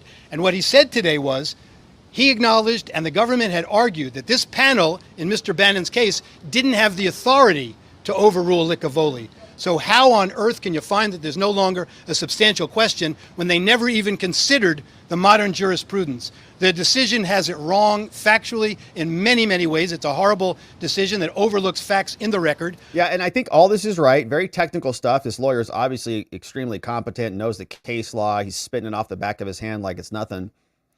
But the problem is, it doesn't really matter. This is all post-law environment stuff that we're talking about. Judge doesn't care. Judge will get reversed on appeal. Who cares? Bannon will already have served his time. Maybe the Court of Appeals will come in and stay this thing, but we're in D.C., so what do they care? It's all structure designed now not to pursue justice, in some cases maybe, but in other instances, it's designed to achieve political outcomes. So I understand this, and I appreciate the lawyers and the legalese, and a lot of the very experienced practitioners are taking this up on appeal, and we still have to do that, obviously. Go up and play within the system. But I think it's also cognizant, we also have to be aware that they don't care about the rules. It's like we're trying to play a game of Monopoly with somebody, and the other people you're playing with are just cheaters. You say, well, hey, what are you doing? They just keep taking money or something. Pick a board game. They just don't follow the rules, and we're still trying to play this, but we're not. It's post law. It doesn't even matter. Joe Biden doesn't care about what the Supreme Court says. COVID changed everything. Borders wide open despite all laws already on the books. I mean, they don't care. So the judges are doing the same thing. It's a means to an end. And let's go back to Mr. Schoen. But beyond all that, the fundamental principle of law here that's got to be vitiated in the United States Supreme Court is that willfully in the criminal conduct context means that you knew you did something wrong. The unequivocal evidence in this case, without any dispute, is that Mr. Bannon never got the subpoena. His lawyer got the subpoena, and his lawyer told him an executive privilege has been invoked. President Trump confirmed that, and his lawyer told him that when an executive privilege has been invoked, you may not, as a matter of law, comply with this subpoena. It's not your privilege to waive. And he offered the committee an out. He said, if the committee works out privilege with Mr. Trump, Bannon will comply fully. If the committee goes to a judge and a judge says either privilege doesn't apply or it doesn't extend this broadly, Mr. Bannon will comply fully. The committee only went criminal for their publicity reasons and for their political agenda, and you can see that from every statement they made. And I'm going to say one more thing about this, because this is another issue. The committee, the January 6th committee, was composed and engaged in conduct that violated the House rules without any question. There was never any ranking minority member, which was an essential part, as were other parts of the resolution creating it. My hope H.R. 503, that is such a good point. I'm so glad that he brought that up, because the subpoena is not even valid. The minority party had no say in it. The two minority people from the Republicans were Cheney and Kinzinger. McCarthy didn't have the ability to appoint Jim Jordan or any of the other people on there who may have had some say in the creation of the illegal subpoena. It was Liz Cheney and the rest of them. And the courts there in D.C. said, well, we can't defer over their rules, whatever they want to do. So they're going to put someone in prison for this? An illegally constituted J6 committee that was filled with lies, like Clavicle Girl saying that Trump was attacking Secret Service agent Clavicle. Give me a break. Glad they brought that up. BLAG, the Bilateral Advisory Group in Congress, will be convened by the Speaker, and he will declare that once and for all that the January 6th committee violated the House rules and that their conduct and their actions and subpoenas issued by them were not lawful subpoenas. They were illegal. That's what they should do. Their own rules. They wrote it in their rules. Talked about it day in and day out that the committee wasn't properly composed and violated the rules. For the integrity of the House rules, I call on Speaker Johnson to simply convene BLAG and make that position clear as a matter of law. BLAG speaks for the House in legal matters. Thank you. Where's Mike Johnson on that? What a great idea. Hopefully Mike Johnson hears that and does something about it. They should declare the J6 committee entirely void.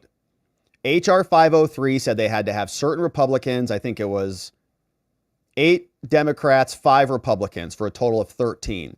They didn't. They had 2 Republicans and they just constituted it anyways.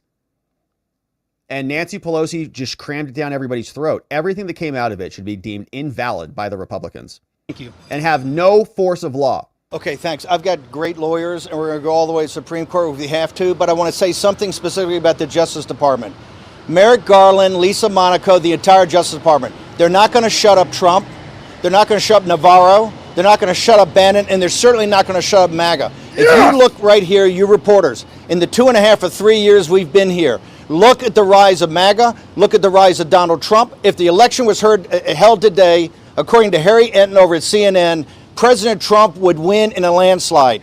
All of this, besides the major legal issues that have to be addressed, all of this is about one thing. This is about shutting down the MAGA movement, shutting down grassroots conservatives, shutting down President Trump.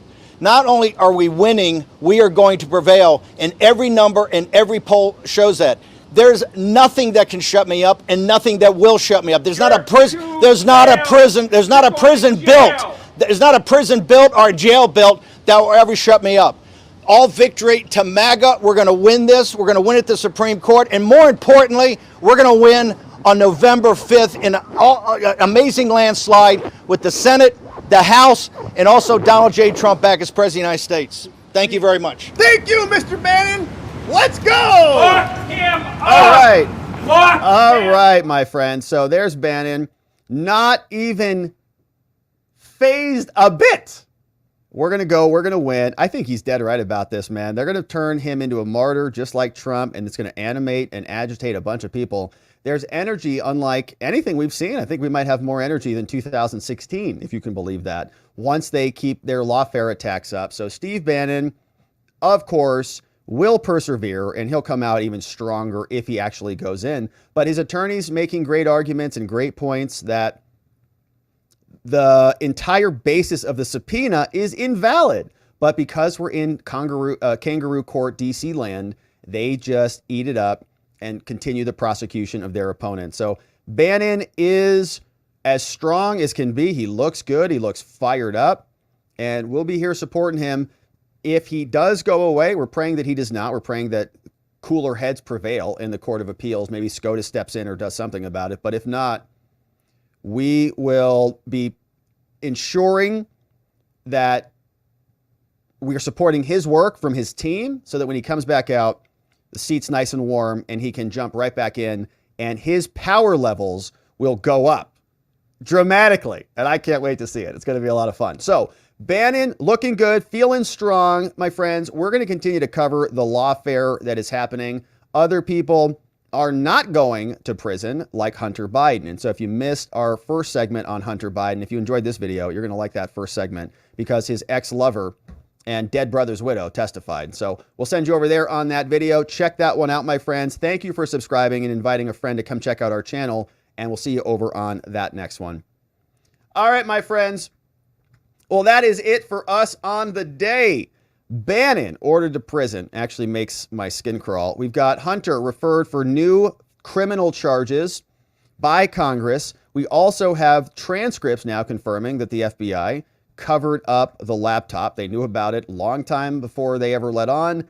It's official in the court records. Shout out to Marco Polo for releasing those so we could read through those. And Hunter and Hallie have a son, maybe? Or something? Or I'm sorry, Hallie has a son named Hunter? Something weird stuff going on. All right, now, my friends, it's time to hear from you. Let's see what you say about this. Tomorrow morning is when we're going to have our show. So a little housekeeping note. Tomorrow morning will be early. Noon Eastern will be the show time. And then your boy has some afternoon activities to attend to. So that's just a housekeeping note. We are going over, as soon as we're done here, to watchingthewatchers.locals.com for our members only after party. But man, I see so many great donos and super chats. You guys are the best. Thanks for sending these in. This one came in from Chubby on Locals. He says, quote, "I was afraid to touch it." I'd imagine that was a common phrase among the ladies that he, quote, entertained as well. Yeah, you worry about, when you're talking about Hunter, things like, gonorrhea. Rick D. What's up, Rick D? Bringing in 5 new membos. Thank you for doing that, Rick. Carrie A. We got Matt O's coming in. Sentinel's in the house. And Mick Kevin is here, along with Riven H joining us, courtesy of Rick D. Good to see you, Rick. This one came in from Glocky. Says, so what are they looking for? Are they looking to see if she lied to the grand jury in Fannie's office like she did to Congress? And did the J6 committee swear people in? Or did they not? Could lie and get away with it? So House Republicans are demanding communications between Cassidy Hutchinson and the others. Yeah, and Fannie Willis.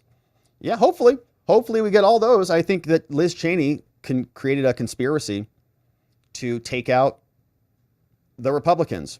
Glocky sharing an interesting one from Chick-fil-A. Hey, it's the Munkets is here. Bringing in 5 new membos. Tony Hey Munkets is bringing in Calm M, John Q, we got Cuckoo's Cam, Mark V, and One Crazy Redhead, all gifted membos, courtesy of Tony Hey Munkets, bringing in the new membos. Hey, Chubby says, I thought Beau Biden died when he was eaten by cancerous cannibals fighting for independence back in 1776. That sounds right. That sounds right. I think I was wrong. I don't know what I said. Civil War. It's so hard to keep Joe's story straight. I think you got that one right. Who knows? Joe will tell us again at his next speech. Hey, Rick D says, under 18 U.S. Code, Section 3282, all non-capital federal drug crimes are bound by 5-year statute of limitations. So in other words, Hunter just beat another statute of limitations from 2019 or 18 drug crimes. Isn't that fun? What's up, Neuro D? Says, I wanted to give this give, send, go here for those in the watcher community to consider.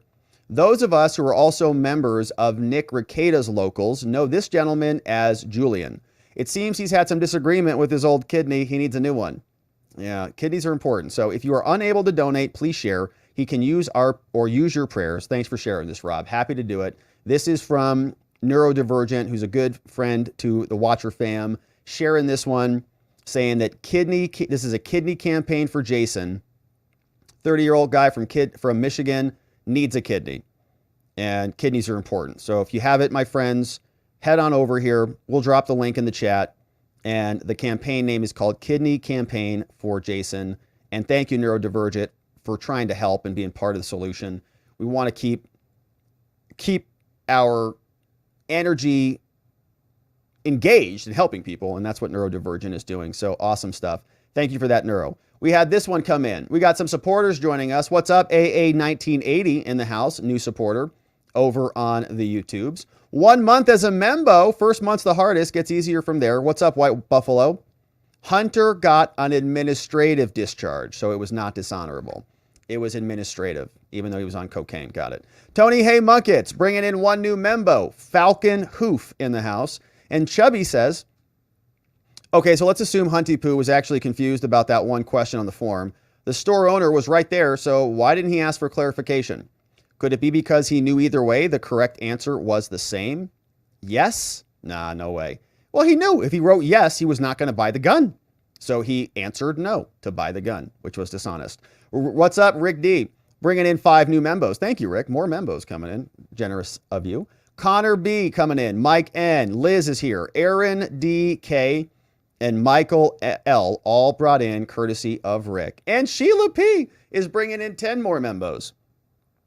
We got Crow X, Robert R. Outdoor Adventures with Sarge is here. Narsos, R.W., Sichu, Kevin H., Jennifer S., Aaron T., and Gay, all in the house, courtesy of Sheila P. Thank you, Sheila, for bringing in 10 new membos. We love our membos, and we'll see you guys back here. We got Tony Hay, 1 membo gifted to Mr. Mike in the house, and Fred Petamonte says, been clean from, quote, the big boy for 27 years in July. I don't know what that is referencing, but it sounds like a tremendous accomplishment from the big boy for 27 years in July. I haven't heard that put that way, but congratulations on 27 years. Sounds like a good one.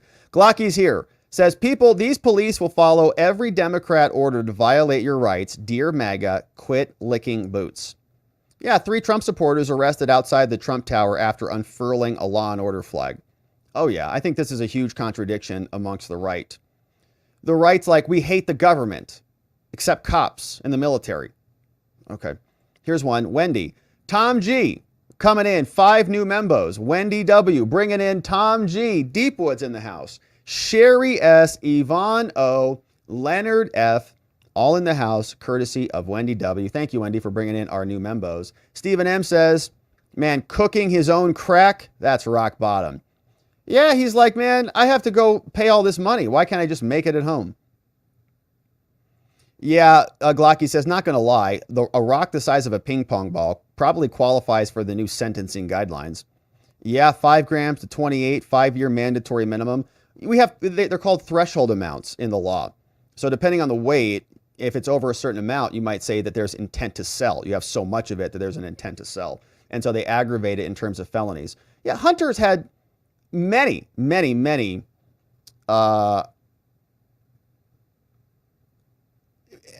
crimes, many crimes. The gun charge is the least of them. What's up? This one from Stephen M. says cane toad venom. Cane toad venom from Stephen M. And Stephen M says, I want to hear Hunter's 5th step. You mean from the 12 steps, if Hunter actually did them? Are we talking about the moral inventory, which I think is the 4th step? But either way, yeah, it's probably very full if he actually did it. 19 Leon 71. Please smash the like button. Please like and share. Subscribe on all social media platforms, and God bless you all. Good to see you, 19 Leon 71 in the house. Very nice to have you. Thank you for reminding us of that. Glocky says, crazy thought here. What if Biden, while he was still coherent, was telling people not to go after Trump, but they did anyways, and the Hunter trial is payback and embarrassment for him not wanting to go along? I know it's highly unlikely, but the deep state is real. I think Biden wanted it to happen. We've heard him say things like, I'm going to use all the power, any power in my, all legitimate power to stop him. I think he thinks that Trump is probably a Nazi and he's legitimate and he's God's gift to the planet. So, Rick D. 5 more membos from Rick. 3's coming in. Kenny H. Nick D. We got Joseph P. Dagny Taggart's here. From Atlas Shrugged. What's up, Rick D? Good to have you. And Stephen Mosher says, a good addict quits every day. Yeah, you see that a lot in the 12 steps. You hear people say one day at a time, ODAAT, one day at a time. Kind of a good policy. And I think that's also, the 12 steps are much broader than just alcoholism or AA. It's about addiction. And I think everybody has some addictive tendencies. It doesn't have to be a substance. It could be food. It could be gaming. It could be working. It could be pornography. It could be all sorts of things.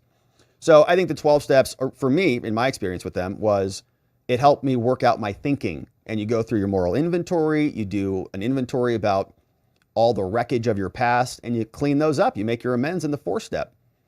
But there are also people in recovery who say, I'm never recovered. I'm recovering every day. And I can never, it's like it's like a constant battle every day. You wake up and you're always recovering, and it's recovery. And that never worked for me. I like to get to a state of being recovered, ED. And if you read the big book, in fact, I think on the title page, it says how a group of men and women recovered, ED. So the idea with addiction is to get into a state where you do not have the physical cravings or the mental obsessions, and you're just free from it. So you don't have to worry about waking up and quitting every day. That's a big order, man. Like, quit every day.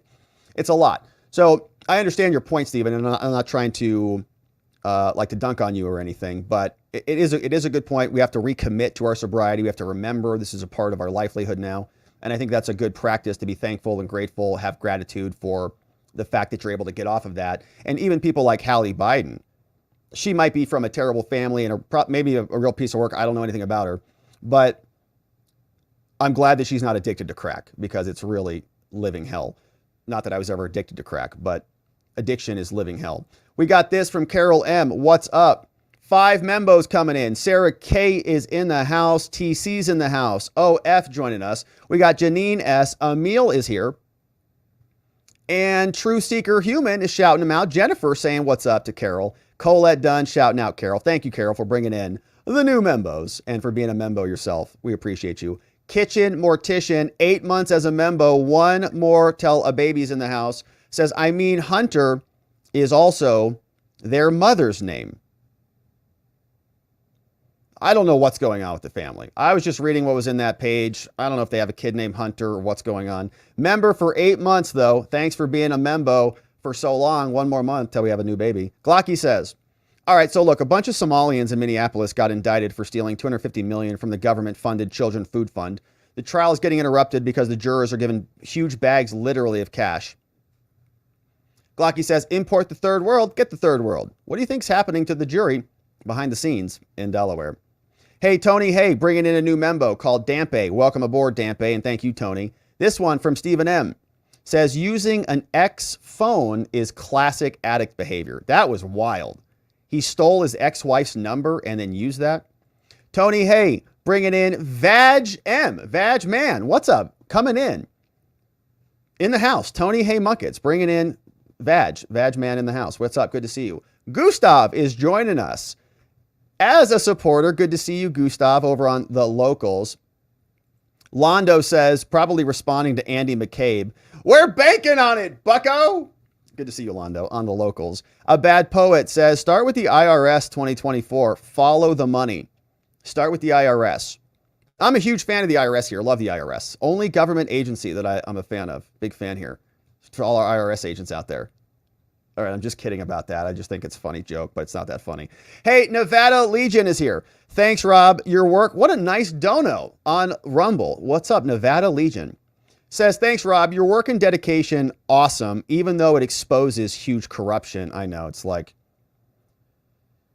kind of a drag to come here to this channel and this show. It's like, let's go watch more disgusting corruption. I can't wait to watching the Watchers. Going to be depressed after the show. Viva Barnes is good to watch as well. They are good to watch, man. Big fans of Viva and Barnes. And they're right next door on Locals, Rumble, and the YouTubes as well. Nevada, thank you for that. Really glad you're here. Hopefully you keep coming back. Thanks for being a member on Rumble and for chatting on Rumble and for donating on Rumble. Really appreciate it. Glad you're here. We got this one from Cowboy Rob. As Jim Carrey once said, stop breaking the law, a-hole. That's a great movie. This one from former LEO. That's Liar. Former LEO says, in my former life as an LEO, if after retirement you got convicted of a felony, your pension was canceled. Hopefully that will also apply to the 51 former intelligence officers. No, there's no consequences for them at all. It's just gravy. Rob on Rumble says, you don't file multiple court cases and hope something sticks. You don't spray and pray. You would stick to a real crime and prove it beyond the shadow of a doubt. Don't use persons elected to get a person. This one from Deshaun, a new monthly supporter over on the Rumbles. Welcome aboard, Deshaun. Good to see you. Thank you for supporting us on the Rumble platform. Hey, Nitty Linny says, Rob, have you seen the speech Newt gave at the Hillsdale College titled What to Do About the DOJ? I haven't finished it yet, but he gets into the culture of elitism in DC. Very interesting so far. I'm interested in your take. That sounds great. I got a road trip tomorrow. I'm on the road tomorrow. Maybe I'll listen to that. I love Newt's talk. I think he's a good historian. He's got good takes. And he's had, I think, some interesting ideas over the years about the DOJ and the court system in general. I remember when he was running, what year was that?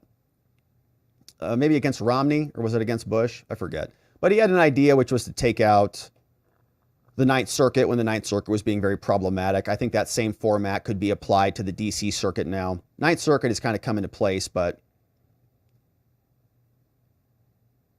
not so much anymore. DC is much worse. Hey, Zulu is reposting this one from Michelle P. Thank you, Zulu, for flagging this for us. So Michelle had a question or a comment, maybe we missed it. Says, is the lawsuit against the computer repair store owner still going? This trial may help the store owner. Good question. Yeah, it's a good question. I don't know. I don't know if it is or not. Ian Mack, the guy's name was like Ian Paul Isaacs Mack, something like that. The Mack store owner's name is Mack. I don't know if it is or not, but thank you, Zulu, for flagging that for us. The trial may help him by confirming that it was all real and true. Good to see you, Michelle. Thanks for that. Cowboy Rob says, it started with Alex Jones. Now they've moved to Steve Bannon. Who's next? Tucker Carlson? If you had to guess, who would you think is next? I don't know. I don't want to put those thoughts out into the universe. I don't want anybody to go to prison, and I don't want to tag somebody and maybe say that they're next. I hope it's not in our future for that. But I think a lot of people are paying attention to this, myself included. What's up, this old guy? McCabe, you want to know what life is going to be like, huh? 3 square meals on a very rigorous schedule for you, pal. That's what prison is like, is what this old guy is implying. Good to see you, this old guy. Hey, Goose Toots is in the house. Says, I learned so much here. Appreciate you, Rob. Love to hear you say my name, as I just did, Goose Toots. Good day, sir. Good day to you there, Goose Toots. Thanks for being here and for the fun name. It's kind of a fun name to say it. Say it at home. Turn to your neighbor and say, Goose Toots. See what they say. Hopefully you don't get divorced. Sheila P. Bannon for the cabinet and maybe for vice president. Eat it, libs. Trump Bannon 2024. How you like me now? NY Renal says, another reason why the J6 committee should be void. The Democrats spoiled evidence, destroyed records, forwarded the rest of the White House. This was not investigated. And Bannon's, Navarro's, and prosecutions should be declared invalid. Here's this one from the Rubos, the purveyors of the best salt in the whole planet. It comes from the bottom of the ocean in France at rubosaltshop.com. Here they wrote this one. Bannon, just another one of the Biden DOJ's political prisoners. We're in that time right now where we have to support our political prisoners against a corrupt administration that's imprisoning their opponents. Wild. Rob says, fact, Hunter's laptop is real. Ashley's diary is real. Both verified in court documents, filings, and admissions. 51 former intelligence officials lied to cover up crimes and influence votes in 2020. Yep, that's absolutely right. They rigged, the CIA was involved in rigging the election. And don't tell me that they were former, okay? It's the CIA. Deshaun, what's up? Says your content is worth the subscription. Glad I found this channel. That's such a nice thing to say. Thank you, Deshaun. I appreciate that. I really do appreciate the support. It matters a lot. So thank you for joining us on the Rumbles. Truth in Action is here. What's up, Truth? Very nice to see you. Says thank you on the Locals. Thank you, Truth, for being on Locals, for supporting us there, and for also sending in a nice dono. Fred Petamonte says, Harry on, Rob. Harry on. Harry on. Probably heroin. Heroin, I get it. So that's what they call that. The big boy, heroin? Oh my gosh. Congrats on that, Fred. What an awesome thing, man. That could be a whole, we think about life as timelines. Think about a different timeline you could have jumped on if you just didn't accomplish that. So awesome. Thanks for sharing it. Amari R says, Rob, I met New York Attorney General Tish James yesterday at Panda Express. It was so sad. She was eager for my attention because I was the only one to recognize her. And she eats a lot. Yeah, what did she get? Did she get the 3-plate portion? The 3-item plate? That's way too much, okay? The 1-item plate's a little small. 2's about right. You really don't need more than that. Did she get the 3-item plate? She probably did, huh? And I bet she also got egg rolls. Did she get egg rolls? Did she get wontons too? She got wontons, egg rolls, and the 3-plate? And a cookie at the end? Oh my God. Well, she is Tish. She's got a lot of appetite. She's eating all the buildings in New York as well. Good to see you, Amari. Glad you made it out of there. What's up? NY says, convenient for the Biden to share first names. Joe Biden is like a Russian nesting doll. There are infinite Bidens inside ready for influence peddling. NY says, the Ninth Circuit's under control thanks to Trump. He filled a lot of the spots. Here's the speech from B.H. Williams, freedomlibrary.hillsdale. What to do about the DOJ looks great. Rob, what's the title of the big book you mentioned for 12-Step Recovery? That's the title. The Big Book of Alcoholics Anonymous. That's the title of the book. It's just you'll just type that into Amazon. You'll see it. The Big Book of Alcoholics Anonymous. It's a big blue book filled with brilliance. Rick D, what is your opinion on the Francis Salazar wrongful conviction suit in Arizona? I have no idea. I really want a lawyer's opinion. I don't even know what you're referencing. So it's a great question. Francis Salazar wrongful conviction suit. I have no opinion on it because I'm not familiar with it. Yeah, sorry about that. I don't know much about it. Thank you, Rick. Thanks for the dono. Sorry I don't have a better answer for you. It's a very, very unfortunate answer that I had. What's up? Cowboy Rob says, lefties keep forgetting Todd, the military, and the police force is our sisters, brothers, fathers, daughters, sons, our family. We're real patriots, from Cowboy Rob. Yeah, I mean, I appreciate the sentiment. I really do. But I'm not so sure about that, to be perfectly honest with you. When COVID hit, I got calls from my hair gal, from my gym, from a friend of mine who runs a gym, and many other people who said the cops are at our location threatening us with arrest during COVID. They're at your gym threatening to arrest you? Yeah, they're here. What should I do? Well, close the gym. Do you want to get arrested right now? No? Okay, well, that's the timeline, right? And same thing with the hairstylist. So I think the police will show up and do whatever they're told, like they always do.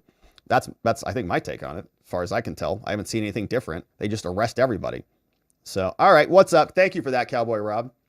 I hope that's not the case, but I haven't seen much evidence of that, at least back during COVID. They were following orders just like all of the rest of the tyrants. All right, so what's up? Let's say hello to our friends on X and wrap it up with some nice comments from the X platform. Who's on the house? Well, that's a nice kitty. What's up, George? There's a nice kitty there on X. You have to go over there to see that one. TJ King says, Hunter had an administrative discharge. It's clear. Every part of his Navy experience was carefully managed for political considerations. Much of the DOJ investigation was hidden.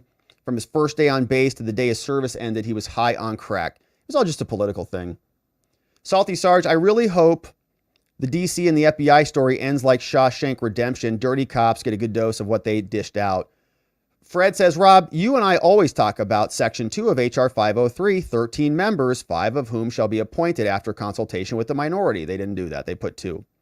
Piers Morgan interviewed Luden Roberts, mom of Navy Hunter's daughter. She's gorgeous. I'm talking about stunningly beautiful. Well, yeah, I mean, Hunter went to high-end locations. I mean, he didn't go to, he went to high-end strip clubs. Like, they were nice locations. So it doesn't surprise me that they're nice-looking women, spending a lot of money on them. So, all right. So, shout out to our friends on X. My friends, that is where we are going to leave it on the day.